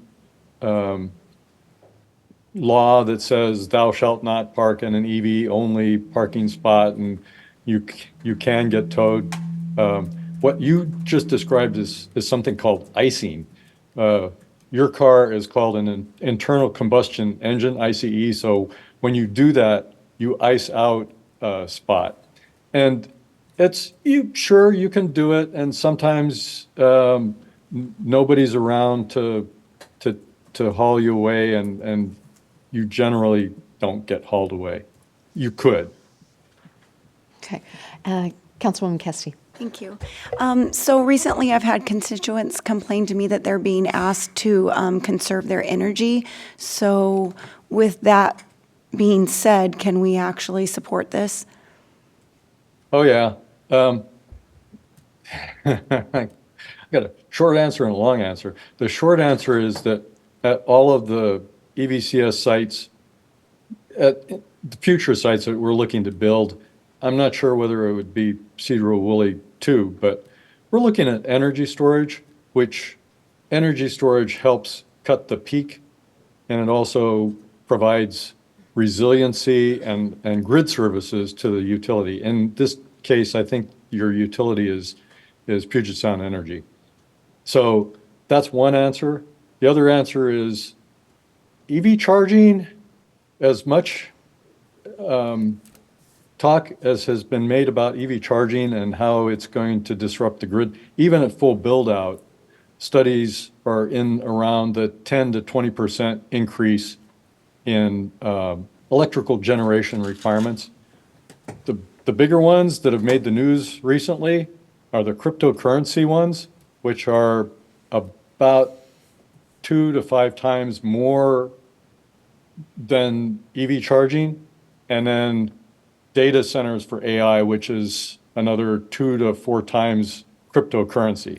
So if you look at the big picture, EV charging is like this much, cryptocurrency is like this much, and then AI data centers, it's a crazy amount of requirements for the grid. And what EV charging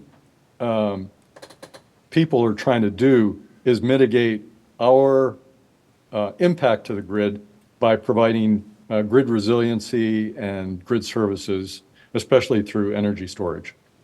Okay, thank you. Councilman Henderson. Thanks, Charles. So is your company, you own Cyan Strategies? Is that correct? Or is that Lori? No, we're, Lori, I don't know if you want to explain that. We're connected via consulting. Okay. But EVCS does not own Cyan Strategies. Okay, so just a couple quick questions. Since you guys are proposing the install here, are you guys going to be putting this on all the apps for all the people coming through with their Tesla and everything else? And they Yeah. pull up on charging stations, and are you guys going to accept all the different types of pay for, because there's a bunch of different stuff like Tesla Pay and all this other stuff? Well, yeah, we'll have to see about that. There's, we take credit cards. Okay. There are apps. I don't know, I know EVCS has looked into payment or co-marketing with Tesla, but I don't know if they're kind of a competitor in many ways. Because if we're going to do this, I'd like us to be on the map. So when you're driving through and you have an electric car and Yeah. you So can see, the main app look, is- Sedro-Woolley, 6 spots. Yeah, the And- main app is Plug Share, and there are a few others. Okay. And those are generic, they don't care. And those show availability of like, there's 6 spots and 2 of them are being used, and so and you can come there and do that. So that's good. You guys And are they're gonna. like Yelp, too. So they give like ratings of charging sites as well. Okay.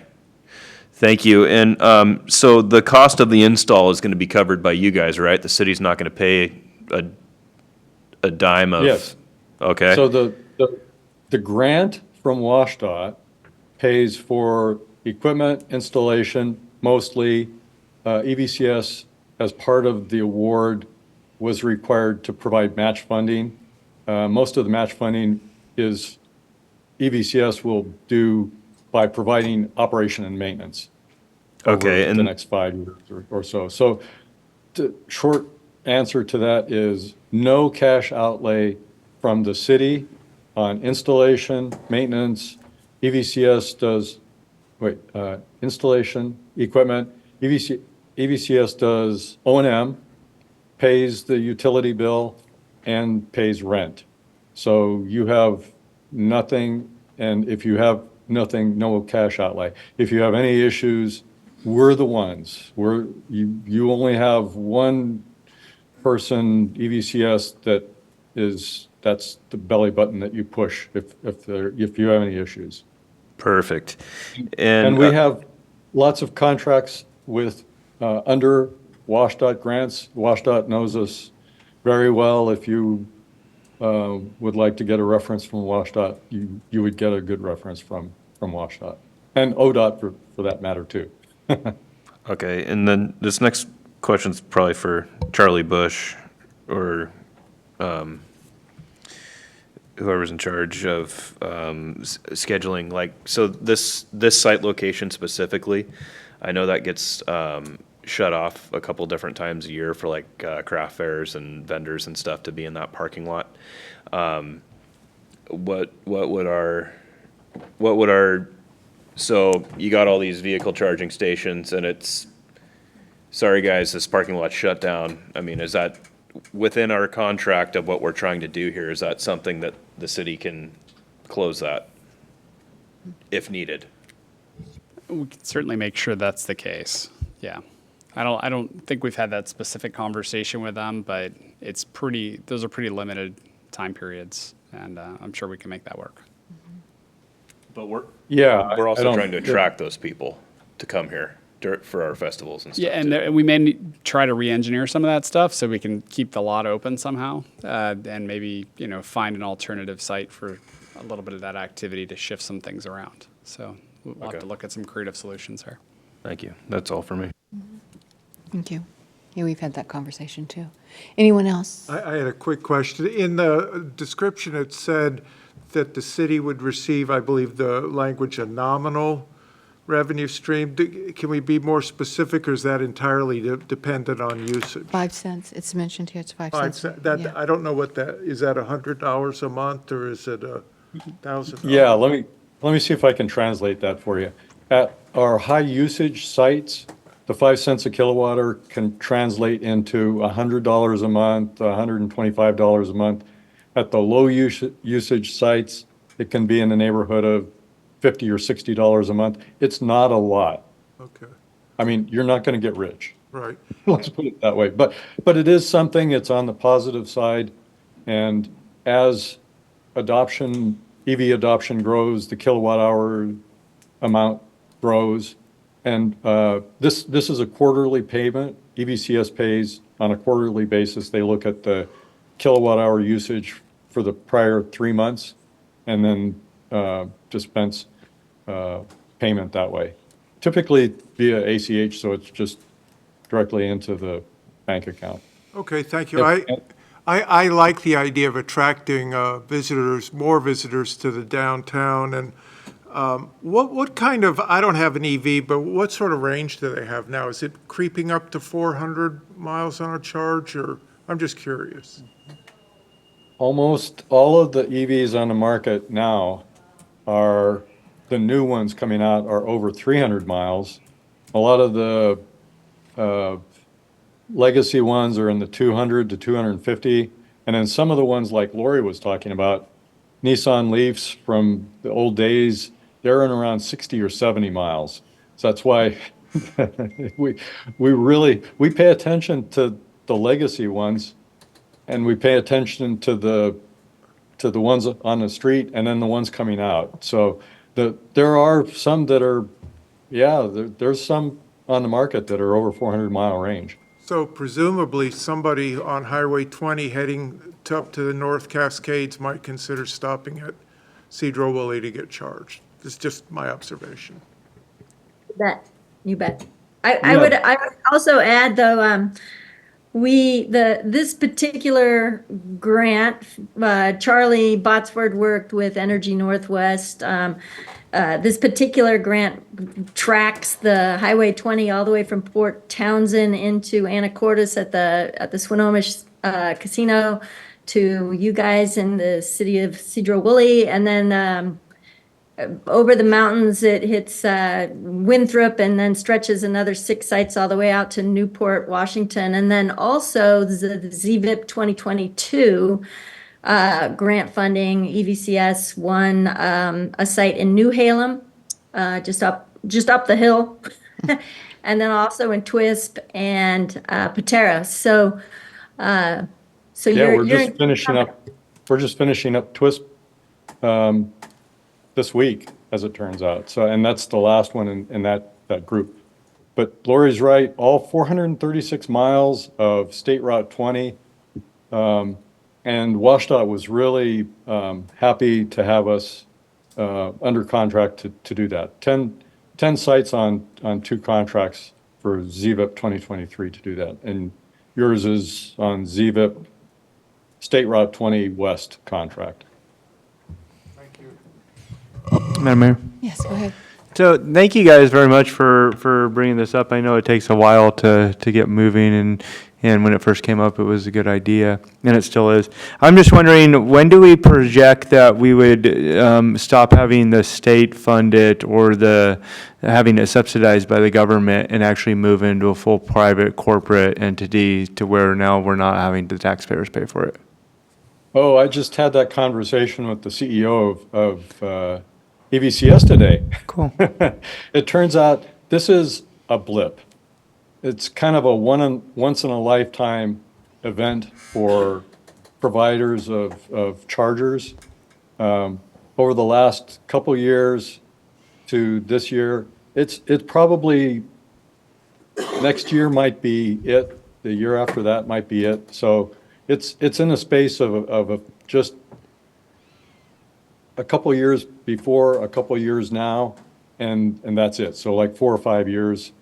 And I can't imagine this kind of subsidy going forward. There's another program called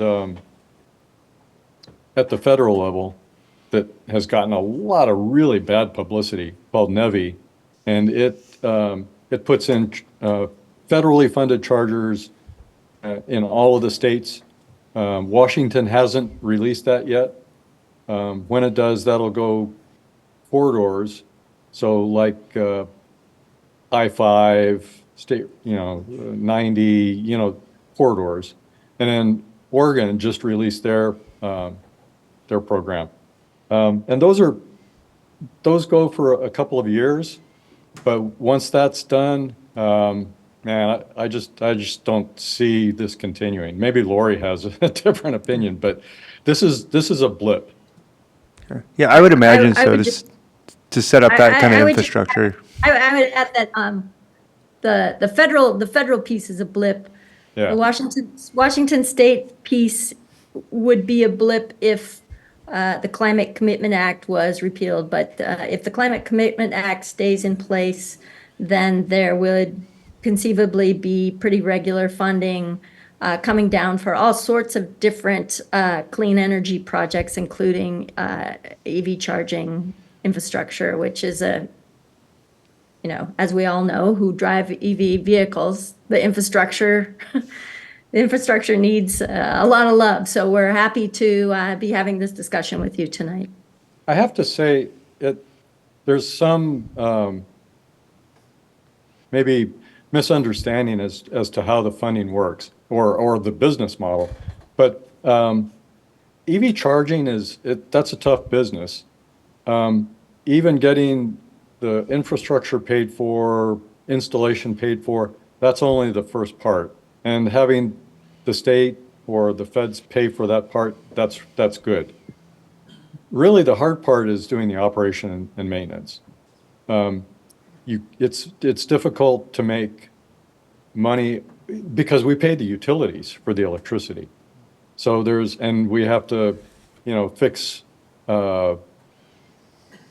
vandalism. We have to keep things operating. The contracts require a 97% uptime, which means that you can't have chargers that are down. And you've probably heard all kinds of news items about, people having trouble with chargers. But anyway, just a side comment, sorry. Yeah. No, I appreciate you bringing that up, Charlie, because that was going to be my question, because I have heard those comments and from neighboring towns.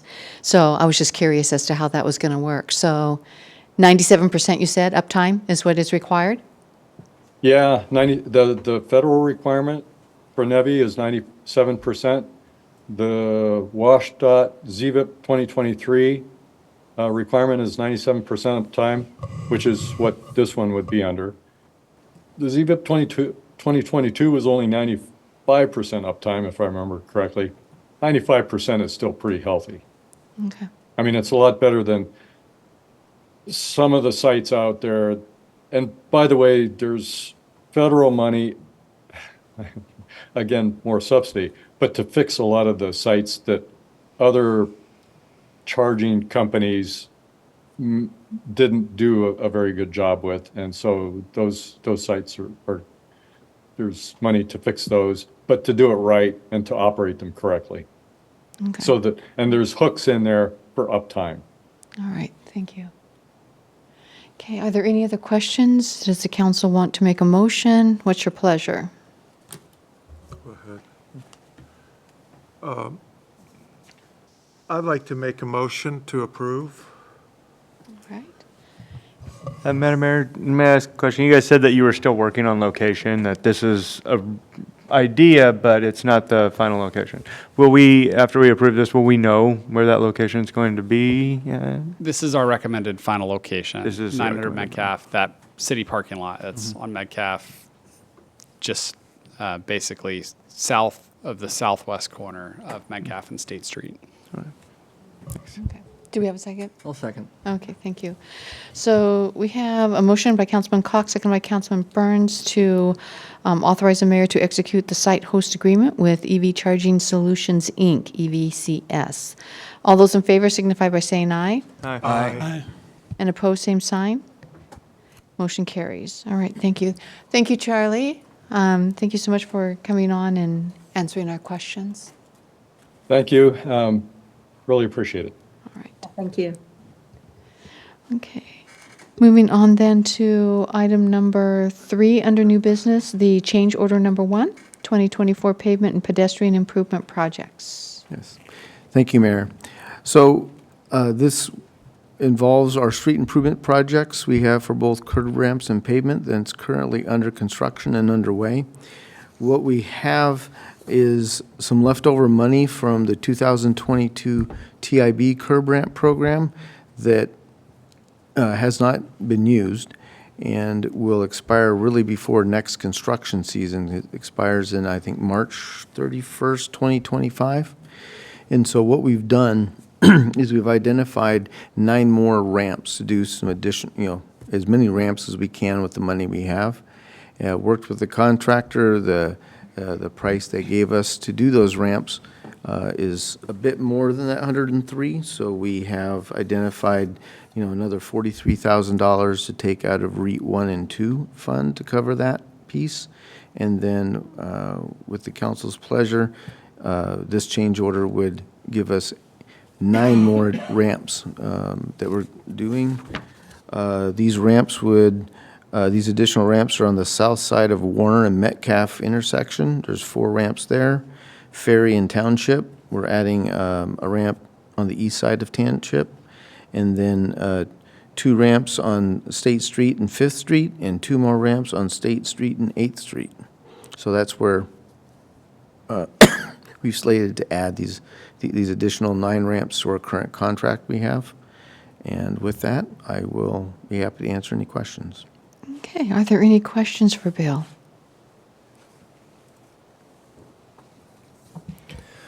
I think it's a great idea to get that done this construction season. I'd hate to see us lose it. Yeah, we'd have to give the money back to TIB next year, and we don't want to do that. The more the better. I'd like to make a motion to approve change order number 1 for 2024 pavement and pedestrian improvements project. I'll second. I think Councilwoman Diamond beat you there.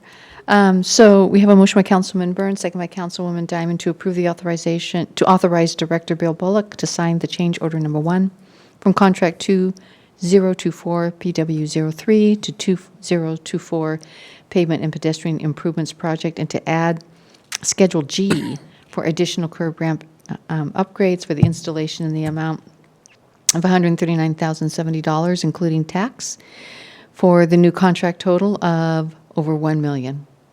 All those in favor signify by saying aye. Aye. Opposed, same sign. Motion carries. All right, thank you. Okay, moving on to item number 4, which is an update of the master fee schedule, Resolution 114724. This is a first read. Kelly. Yes, good evening, Council. This is our master fee schedule update. Last time we updated it was in February 14th, 2024. The main driver for this update is that second bullet point there under the notable changes.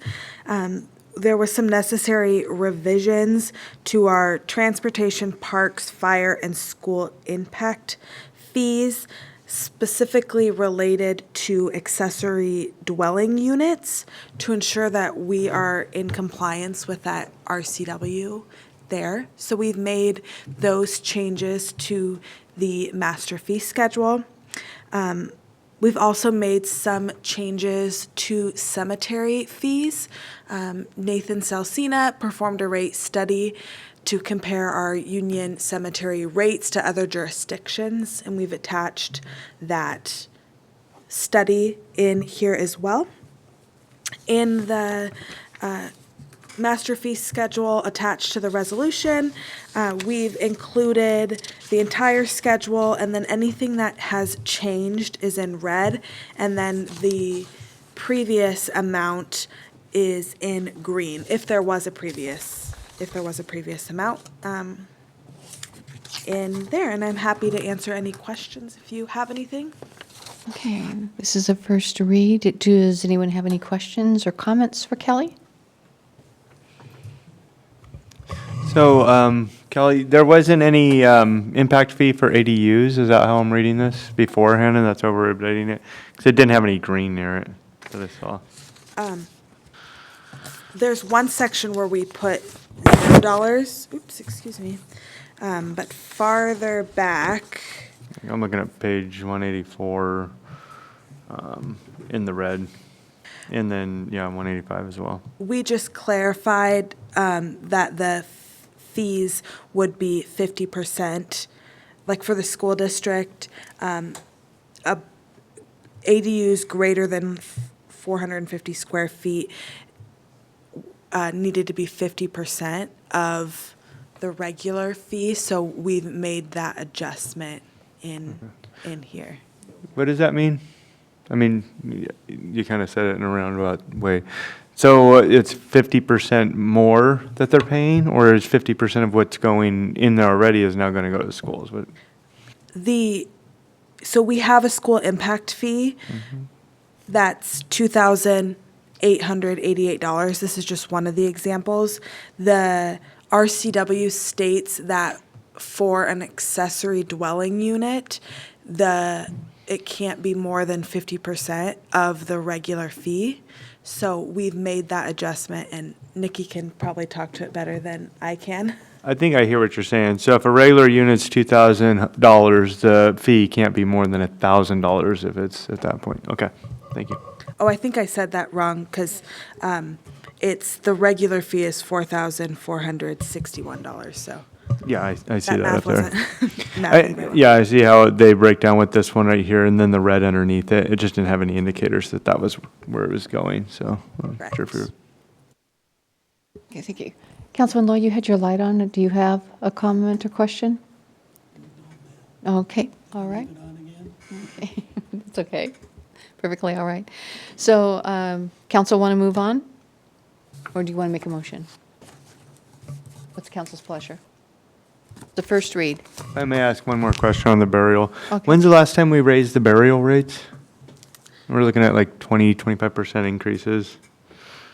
It's been at least not in the last 3 years. Okay. I don't know the exact date. I mean, is that in line with inflation and all of our data there? Raising it, like everything's gone up 25%-ish? Utilities and.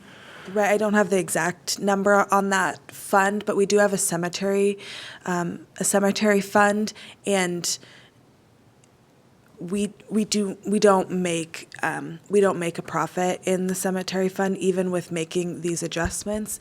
We're subsidized. That fund is subsidized budget numbers, so it can fluctuate year to year based on the number of burials. But this year we have budgeted, the cemetery fund is being subsidized about 43% from property tax. So this just makes that number a little bit less subsidized from property tax and more in line with our surrounding cemeteries.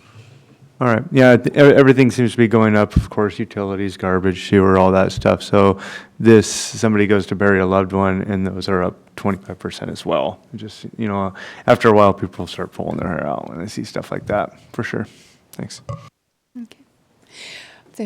Yes, go ahead, Councilman Cobb. I was just curious, is that cemetery built out, or is there capacity for additional burials? Do you know? I believe there's capacity for additional burials. Okay. There's I some got lots. I got something to say that. The All right. city bought a bunch of property. They put the football field in where the cemetery used to plan on going. And if you go over out to the main street, you'll see all that grass. The city bought that, moved the fence. So you got plenty of room there for a decade or 100 years. Okay. All right, so if the council does not want to make a motion, we will move on. Madam Mayor, I'll make a motion. Okay. I feel comfortable with that. And I'd like to also add that the workers that you have out there do an exceptional job on such a low budget, and it's beautiful. That's so true. Thank you. Thank you for adding that. Is there a second? I'll second. Okay, thank you. So I have a motion by Councilwoman Kesty, second by Councilman Henderson, and this is to accept the update and the changes to the master fee schedule as presented by Director Kelly Conkin. All those in favor signify by saying aye. Aye. Opposed, say sign. Fantastic, motion carries. Okay, we are moving on then to the purchase of the 2025 ERR police vehicles, and this is Chief McElroy. Yep. Good evening, Mayor and Council. This is the kind of annual thing we do for the police vehicle purchases.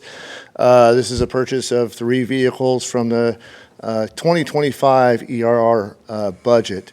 The issue here, why it's coming here today, is last year they changed the order time for police vehicles, specifically the Ford Explorers, which is our main vehicle that we use, in March now, instead of what it was before in September. So this year we went ahead and place an order for those to our Department of Enterprise, Washington State Department of Enterprise Services, for that government pricing. What we got back was order date of estimated to be August of 2024. Now that's an estimate. My past experience is that's not going to happen in 2024. It's likely going to be delayed into 2025. But I'm bringing this to your attention for approval and action tonight, if you see fit, to purchase those in 24 if they do arrive, or if they do arrive in 2025, as I expect. That amount is, for the three vehicles, is $189,998.10, and that would be to be paid on delivery, whether that be in 2025 or in 2024. Are there any questions for the chief? Yeah, Chief, you brought this up in committee tonight, and I forgot to ask, is that $189,998.10, is that outfitted, or is that just off the factory line? That's going to be it's going to be outfitted, but it also includes some of, if you see the vehicle list of all the equipment, some of that is installed by Ford, and so this is what we're going to be paying the Ford dealership. Okay, and then the additional outfitting will, for whatever else you need to put on the car, is going to come out of your R&R also? That's correct. That you do have money for set aside? Yes, we Okay. have money for all that. I've checked with our finance director, Kelly. Okay, any other questions or comments? And you're looking for a motion tonight, correct? I'm looking for a motion on this first read, if you seem... Make that motion. I'll second. Go ahead. I'll second. Okay. So we have a motion by Councilman Henderson, second by Councilman Burns, to authorize Police Chief McElraith to purchase 3 police vehicles in the amount of $189,998.10. All those in favor signify by saying aye. Aye. Opposed, same sign. Okay. Moving on to the last item on our new business, which is the draft 2025-26 City Council Goals and Work Plan. Mr. Bush? Thank you, Mayor Johnson. So back on March 15th, the council had a retreat where you talked about, you heard briefings from all the directors regarding emerging issues in their departments, and talked about the existing city goals that are in place through the end of this year, and talked about a lot of new ideas as well. And so what I've done my best job of with the attached documents is try to capture those additional action items and ideas that came out of that conversation. And generally, your discussions fit within the existing 3 goals, so I kept them under those 3 goals. And there are 3 attachments to this particular item. The first one is a marked up version of the current council goals that are now sort of moved forward to the 25-26 timeframe to align with the new budget. And you'll see that the comments in there, that the red markup is those are mine. And we had a strategic planning meeting conversation back in April where the strategic planning committee was comfortable moving this item forward to council for discussion for the full council. And after that, Director Freiberger had the opportunity to get in there and make a few updates as well. So you're going to see those in blue in the markup. And so wanted to introduce this to you tonight and get feedback from council if you have it at this time. We're looking to, when you're comfortable with these, adopt a set of goals that can help guide our budget for the 25-26 timeframe. And we are getting close to putting that together. So sometime this summer would be very helpful if we can get as clear as possible on these goals so we can make sure we reflect these things in the budget and get to work on them. Okay. Thank you, Charlie. Any comments or questions for Charlie? Councilman Burns? I like what you've added to it from our conversations, and I'm comfortable with it as it reads so far. Anyone else? Okay, Councilman Lavaca? Thank you, Madam Mayor. So we had a pretty good conversation that night, and we kind of went around into a lot of different rabbit trails at the end. Half of it we spent hearing from the directors telling us that they need more money and that they don't have enough people, right? The other half of the night, we kind of had a good conversation on general topics that basically come from the city, and it comes from, you know, all the residents in the city, and it funnels through us from our perspectives. You know, we had housing, we had parks, we had just a lot of things in there. These are great notes. Did you capture, I don't see like the fullness of that meeting incorporated into that new plan. And the other one, we had obviously Parks and Rec at the top, and that was kind of a focus, but we said it's important, but it's just not like the focus. If it was going to be like, let's drive all our attention this way, we'd want to multitask, of course, but that housing plan, things like that were also something that was part of that. I did my best to capture the action items. I know the housing plan is going to be a part of the comprehensive plan. So if there were things like that we're already doing, I didn't try to reflect those in this goal set. But we can certainly go back and do that if the council would like us to. Okay. Yeah, I think that we had pretty good discussion on business. I mean, it was a lot, and I even said, like, man, I can't wait to see these notes because we've really hashed on a lot of important topics, and to see how those topics are interpreted with the executive branch, how you guys document the conversation that we had, and how you relate that back to us on what you interpret that conversation being. And so, and this is what that interpretation is. I was looking for action items in my review of that meeting. So there was conversation about philosophy and some higher level things. I was really looking for, you know, what are the takeaways that we can actually put into the budget in 25-26, and we as the executive branch can take action on accomplishing those items. So that's what I was looking for. I couldn't easily and didn't have the time, frankly, to try to write up the entire 5 hours. No, that's fine. Yeah, and I wouldn't have anticipated that. Some of those items that were in there, I was just anticipating. And then, you know, as far as timelines, I think we just bounced it into another year or another year and a half. And we did accomplish some stuff from before, just not as much as we had hoped. Cool. Yeah, Thank you. Thank you. I should have mentioned in my introductory comments, the third attachment is the draft Sedro-Woolley Economic Development Action Plan, which has been in front of council. It's back with the Planning and Business Development Committee. And it's mentioned in there because it's referenced in these goals. And so they really do go together. We're close to bringing that plan back to the full council for discussion, potential adoption, and that will also be helpful to helping us with our goals in terms of what we reflect into the budget itself. And there are some items that we had anticipated we would have this action plan together earlier, and then we would have been able to act on those, and we pushed some of those dates out, as you mentioned. Oh, I was just going to say that everything as far as the operational plans looked to be okay to me, as in recalling what we had talked about. My only concern was initiating this economic development action plan into it at this point, because I have some concerns with a few things.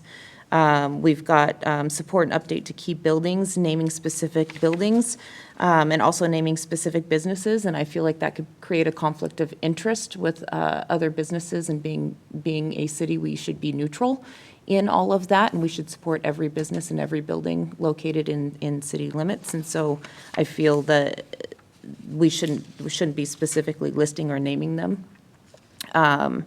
In that, in regards to festival event improvements, I do not believe, and this is again my opinion, that we need to develop a downtown concert venue. The downtown district is for business development. And we have Hammer Heritage Park that we have had concerts at in the past, and we also have Riverfront. I really don't know where one would go, how we would fund it, being that we've been in the negative, and where those funds would come from. We also don't have the parking to support it either in the downtown district. So I'm just a little bit leery of that. I can understand the improvements of the roundabouts and all of that. I just wonder if that is a public works issue and not a business development. And then in regards to developing marketing videos and some of the other issues in connecting students with businesses and all of that stuff, it was my understanding that that's actually a chamber issue and not the city. Would I be incorrect in my thought process there? I would say that it's a draft Sedro-Woolley Economic Development Action Plan because it's still being developed. So Okay. this is just an iteration of it. But these things were put in here as a result of a whole lot of community engagement that we had, including with the chamber. So some of these things, may require some collaboration with the chamber and other entities. And the council may or may not want to reflect them in here. But if you do reflect them in here, it gives us at least the knowledge that the council would like to see this thing happen. And it doesn't mean that we're necessarily doing it, but it means that we are helping to facilitate it in the community. Okay.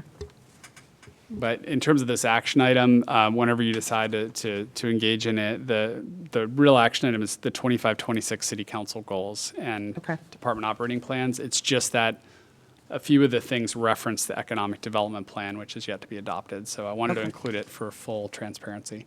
Okay. Thank you. Anybody else? Okay.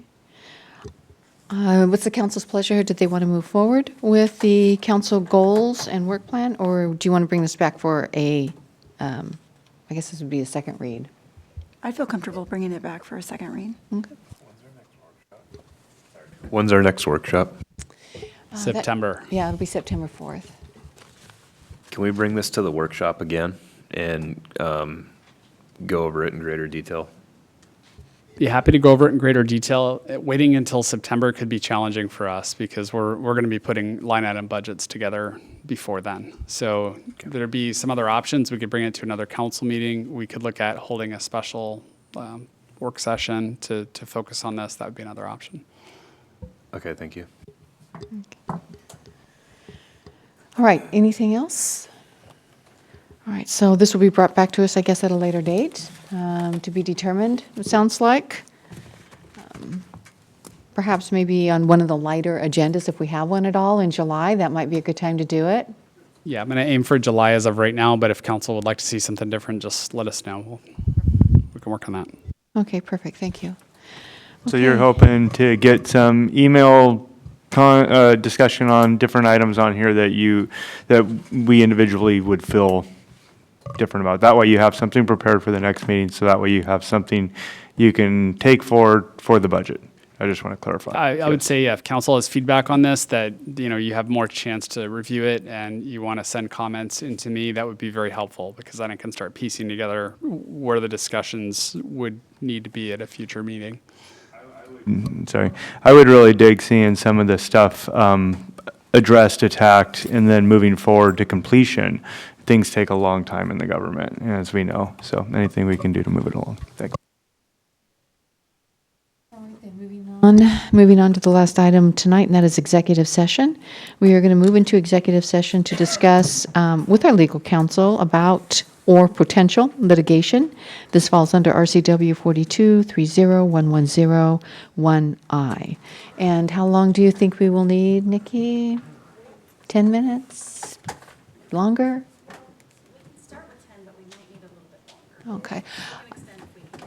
Okay, sounds good. So we should be back at 8:12. If not, we'll be out to change that.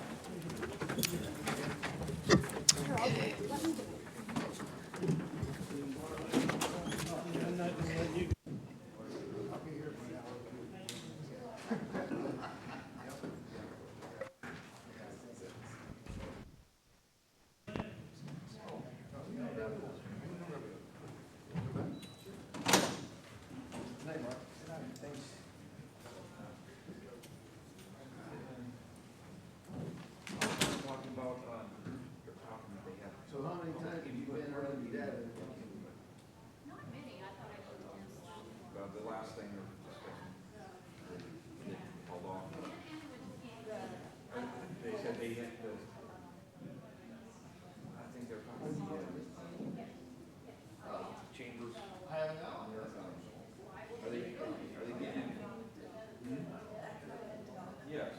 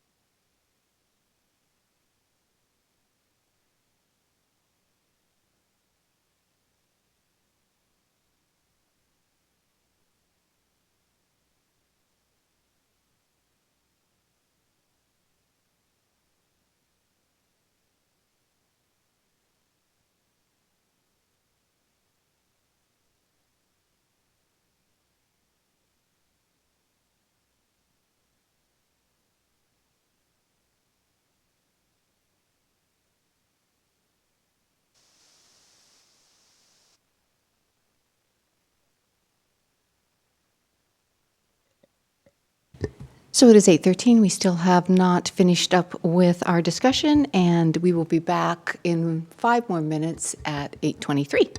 8:18. There we go.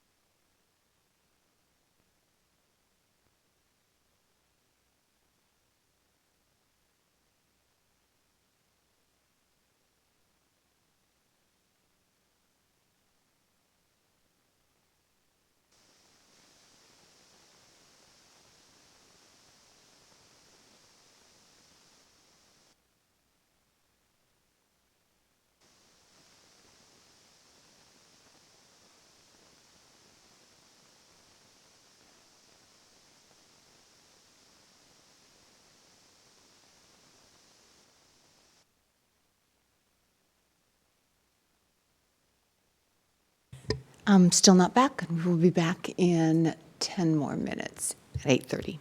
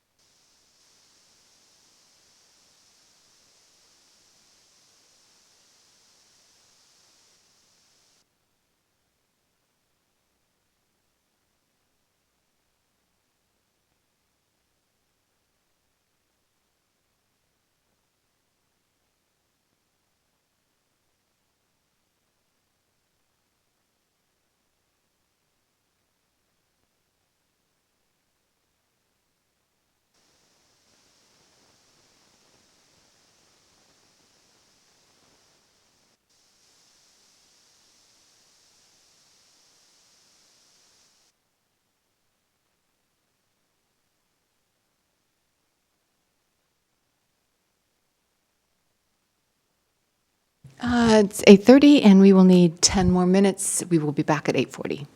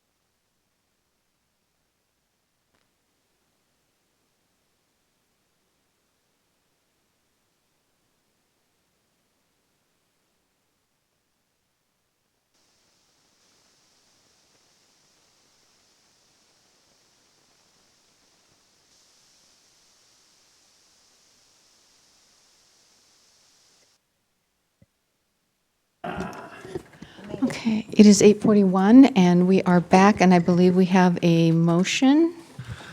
Madam Mayor, I'd like to make a motion to add to the MDL litigation, the 18 defendants recommended by Keller and Rodbeck. Okay. I'll second that. Okay.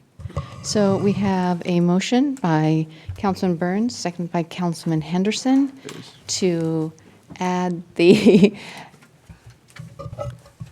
To add to the MDL litigation, the 18 defendants recommended by Keller Roderbeck. Okay. All those in favor signify by saying aye. Aye. Opposed, same sign. All right. Good night, everybody. We are. Okay, It was nice seeing you. nice seeing you too. How's everything at the